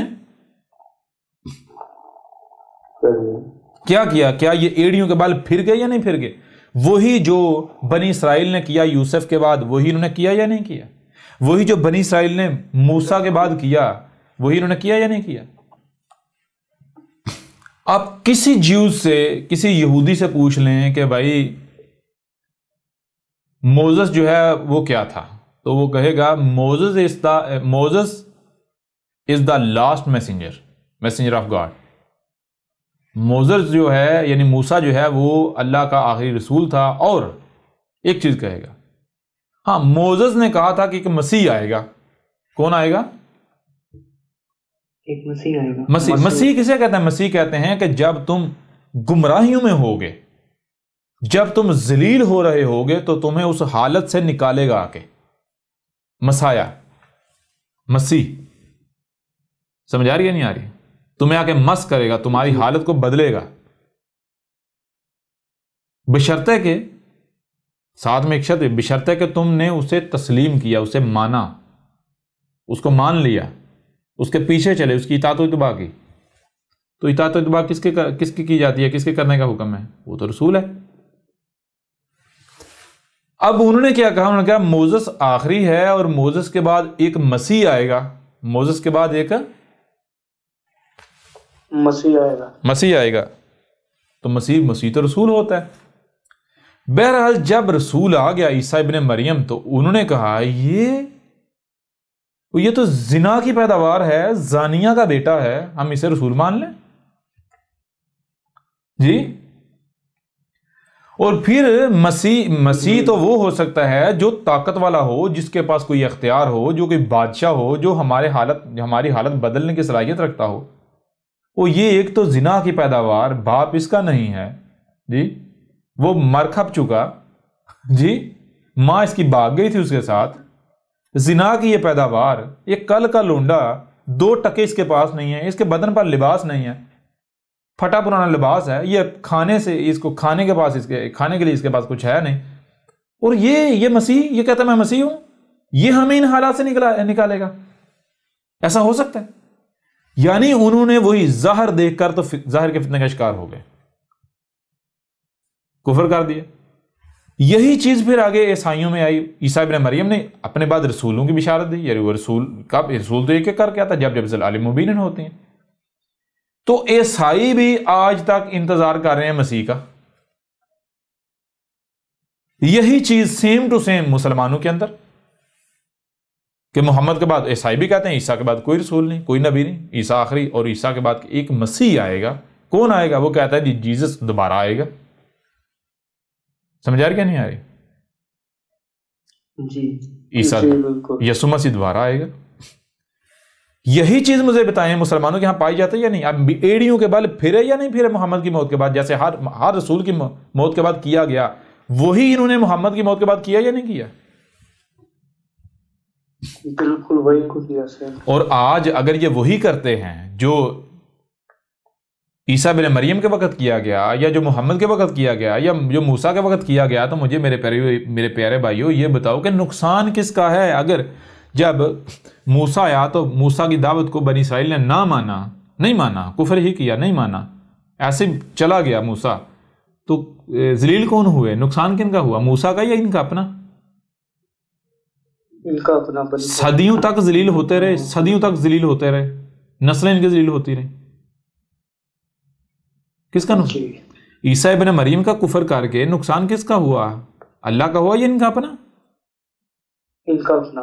محمد کا کفر کر کے نقصان ان کا اپنا ہوا یا رب کا ہوا، رسول کا ہوا؟ ان کا اپنا، بالکل۔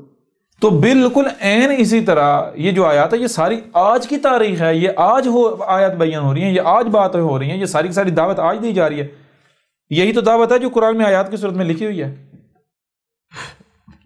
جی آج اگر یہ وہی کرتے ہیں تو کیا یہ کامیاب ہو جائیں گے؟ یہ بچ جائیں گے؟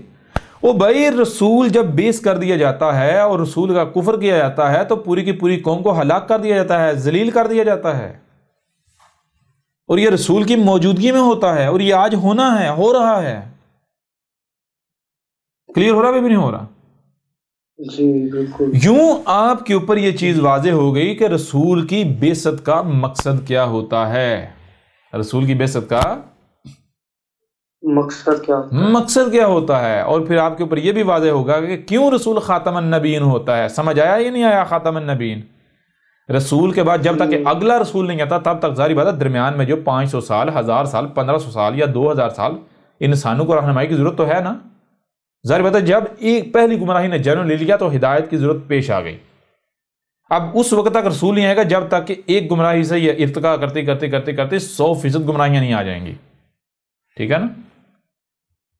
تو جب تک 100% گمراہیاں نہیں آ جاتی تب تک بیچ میں انسانوں کو رہنمائی کی ضرورت ہے یا نہیں ہے؟ تو وہ رہنمائی وہ کون کریں گے؟ وہ انسانوں میں سے، یعنی اختیار اب آؤ جو یہ مقام اپنے آپ کو اللہ بنانا چاہتا ہے تو یہ دروازہ کھلا ہے، بنا لو۔ کیوں؟ اللہ بننا آسان تھوڑی ہے، رب بننا آسان تھوڑی ہے، یہ وجود بننا پتہ چلتا ہے نا جی۔ سمجھ آ رہی نہیں؟ خواہشات کی قربانی دینی پڑتی، خواہشات کے پیچھے نہیں بھاگنا پڑتا، خواہشات کی قربانی، سختیوں کا سامنا، ساری انسانیت جو ہے وہ دشمن، سب انسان دشمن بن جائے گا، انسان دشمن بن جائے گا جی۔ اب پتہ چلتا ہے، اور تاکہ کل کو کوئی یہ نہ کہہ سکے کہ بھائی ہمیں تو موقع ہی نہیں دیا گیا تھا، ہم بن جاتے۔ کلیئر ہو رہا نہیں ہو رہا؟ جی بالکل، بہت۔ تو اب میں آپ سے سوال کرتا ہوں کہ جب یہ ہمارے اوپر واضح ہو گیا، آپ کے اوپر کھول کر واضح کر دیا گیا کہ رسول کی بعثت کا مقصد کیا ہوتا ہے، رسول کیا ہوتا ہے، تو اب اس کی روشنی میں آپ مجھے خود بتا دیں کہ کیا رسول کو بت بنانے کے لیے بیس کیا جاتا ہے؟ کیا محمد آخری رسول ہو سکتا ہے؟ محمد آخری رسول تھا؟ آپ خود بتا دیں۔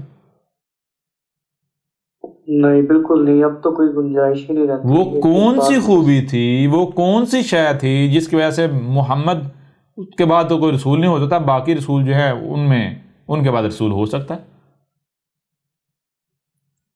کیا قرآن میں یہ نہیں لکھا ہوا کہ رسولوں میں سے کسی میں فرق نہیں کرو؟ جی بالکل۔ فرق نہیں کرو کا مطلب کیا ہے؟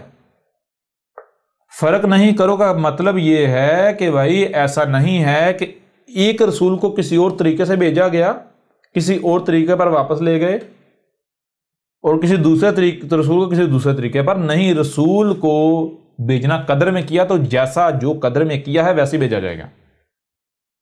جو کام جو شے پہلے رسول کے وقت ہوئی وہی ہر رسول کے وقت ہوگی۔ یوں سمجھے ایک ہی پروگرام ہے، ایک ہی پروگرام ہے، ایک ہی سافٹ ویئر انسٹال کر دیا گیا، بار بار وہی ریپیٹ ہوگا، بار بار وہی ریپیٹ ہوگا۔ سمجھ آ رہی ہے نہیں آ رہی؟ ہر رسول نے یہ کہا کہ میرے بعد رسول آئیں گے، اسم کیا ہوگا؟ احمد ہوگا۔ محمد نے کیا کہا؟ محمد نے یہ نہیں کہا میرے بعد رسول آئیں گے، محمد نے کہا میرے بعد رسول آئے گا، ایک رسول بس۔ واحد ایک رسول ہے جس نے یہ کہنا ہے کہ میرے بعد رسول نہیں آئیں گے، میرے بعد الساعت آئے گی۔ وہ کون ہے؟ وہ ہے عیسیٰ۔ اور آج کس نے کہا میرے بعد الساعت آئے گی؟ کیوں؟ بے رسول تو آتا ہے تب جب ضلال مبین ہوتی ہیں، نہ صرف ضلال مبین بلکہ کوئی حق کا طلبگار ہو۔ تو میرے بعد جب ضلال مبین آنی ہے تو پہلی چیز اس وقت ہدایت کا حق کا کوئی ایک بھی طلبگار نہیں ہوگا۔ دوسری چیز یہ ہے کہ انسانوں کے کیے ہوئے فساد کی وجہ سے الساعت عظیم زلزلہ آ جائے گا، ایسا زلزلہ کو جو انسانوں کو ان کا نام و نشان مٹا دے گا، ان کا نشان ہی مٹ جائے گا زمین سے۔ کلیئر ہو رہا نہیں ہو رہا؟ جی بالکل، جی بالکل۔ تو رسول پھر کہاں بھیجنا ہے؟ رسول کہاں بھیجنا ہے؟ کس میں بھیجنا ہے؟ یوں اس بنیاد پر بھی ان کا جو ختم نبوت ہے اس کا دجل آپ کے اوپر چاک کر کے رکھ دیا۔ دنیا کی کوئی طاقت اس کا رد نہیں کر سکتی، دنیا کی کوئی طاقت اسے جھٹلا نہیں سکتی۔ ابھی آپ کو سمجھ آئی یہ شروع میں جو چھوٹے چھوٹے موضوعات بیچ میں ایڈ کیے گئے تھے، کیوں ایڈ کیے گئے تھے؟ جی بالکل۔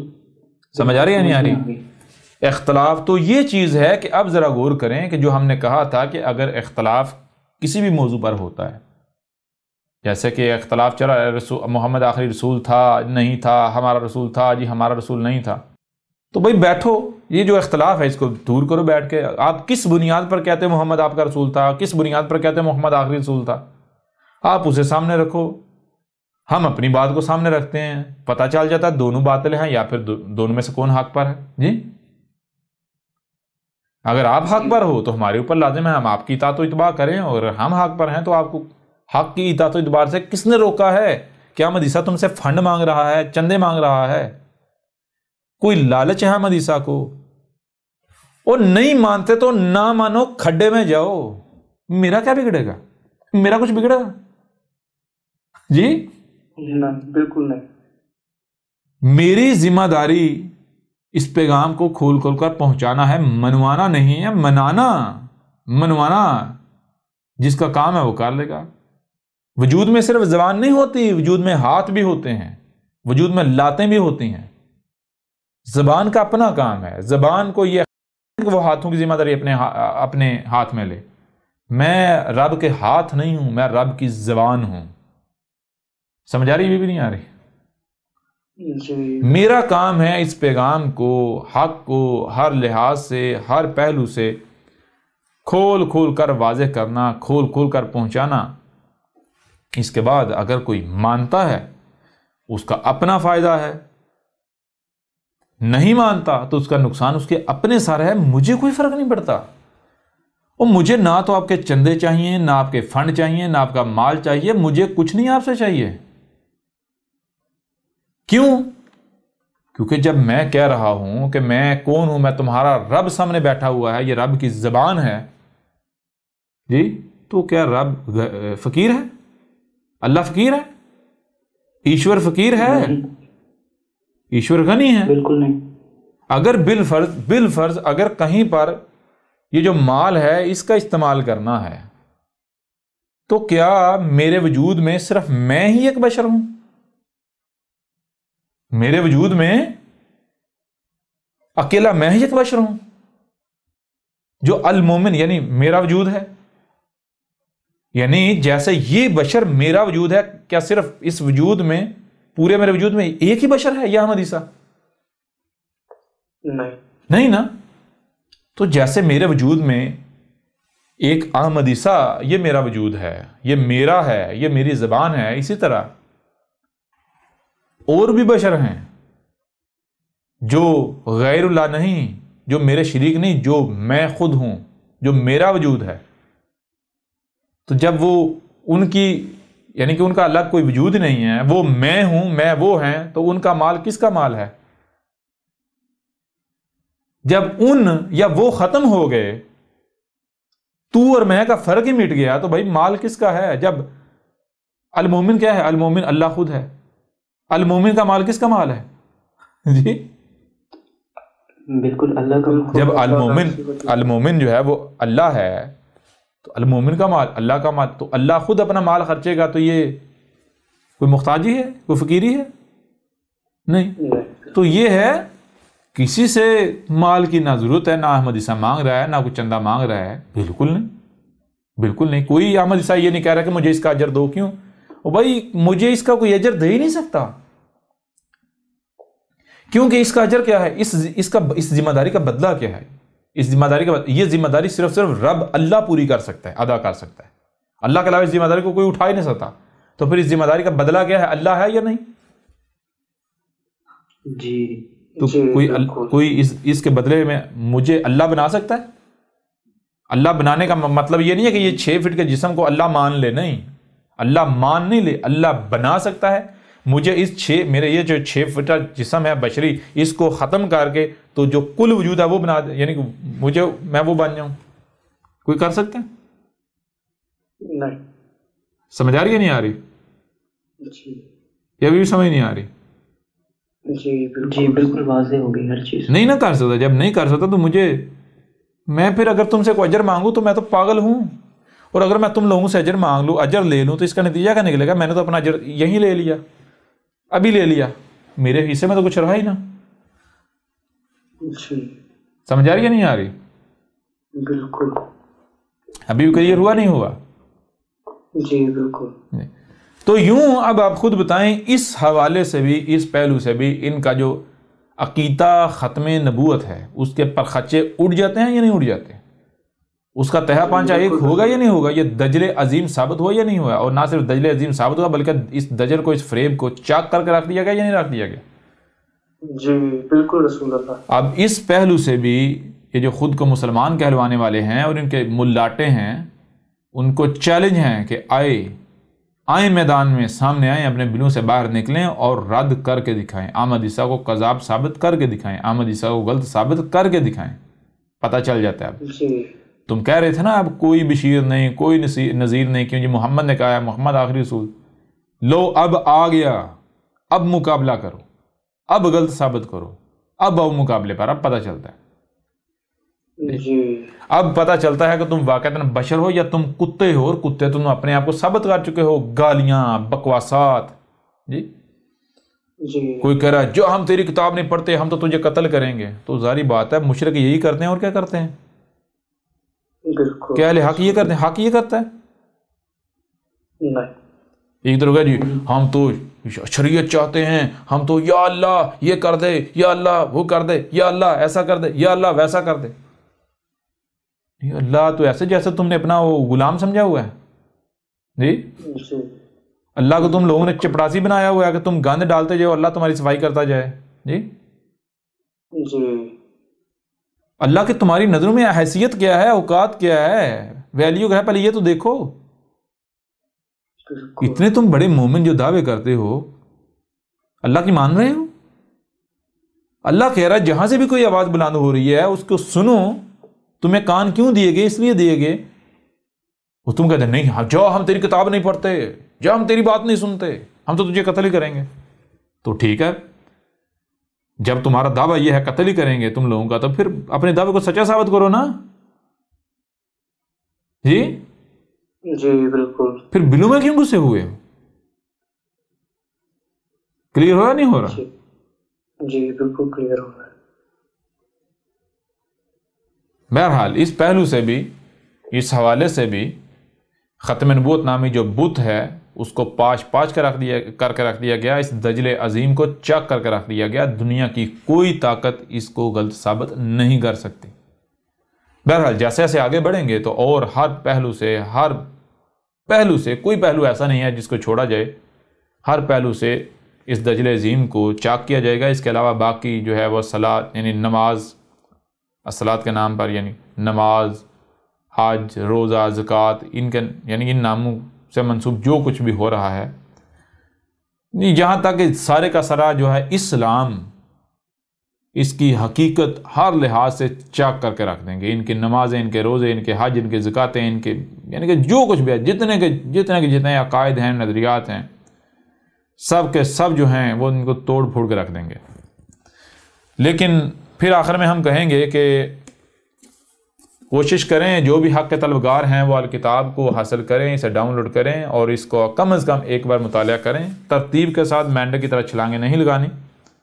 اگر آپ کم از کم ایک بار الکتاب کا مطالعہ کر لیتے ہیں تو یہ گارنٹی ہے کہ دنیا کی کوئی طاقت پھر آپ کا نہ تو مقابلہ کر پائے گی، نہ آپ کو گمراہ کر پائے گی، نہ آپ کو اپنی باتوں کا، اپنی جلیبیوں کا شکار کر پائے گی. اور دوسری بات، جو بڑے بڑے یہ جو اپنے آپ کو سائنس کے متوالے کہلا رہے ہیں، بڑے بڑے جو انٹلیکچوئل کہلاتے ہیں، بڑے بڑے جو اپنے آپ کو دماغ سمجھتے ہیں، بڑے ذہین و فطین سمجھتے ہیں، جی، تو ان کے لیے بھی یہ الکتاب جو ہے وہ چیلنجز سے بھرپور ہے، بھری پڑی ہے. بات بات پر ان کو ان کی اوقات جو ہے وہ سامنے آ جائے گی. جو بڑے بڑے سائنسدان اور بڑے سائنس کے متوالے، ان کی جو سائنس ہے اس کی بھی دجیاں بھی گھیر کے رکھ دی گئیں. بہرحال اب آگے بات کریں گے ختم نبوت کے اوپر مزید ایک اور پہلو سے.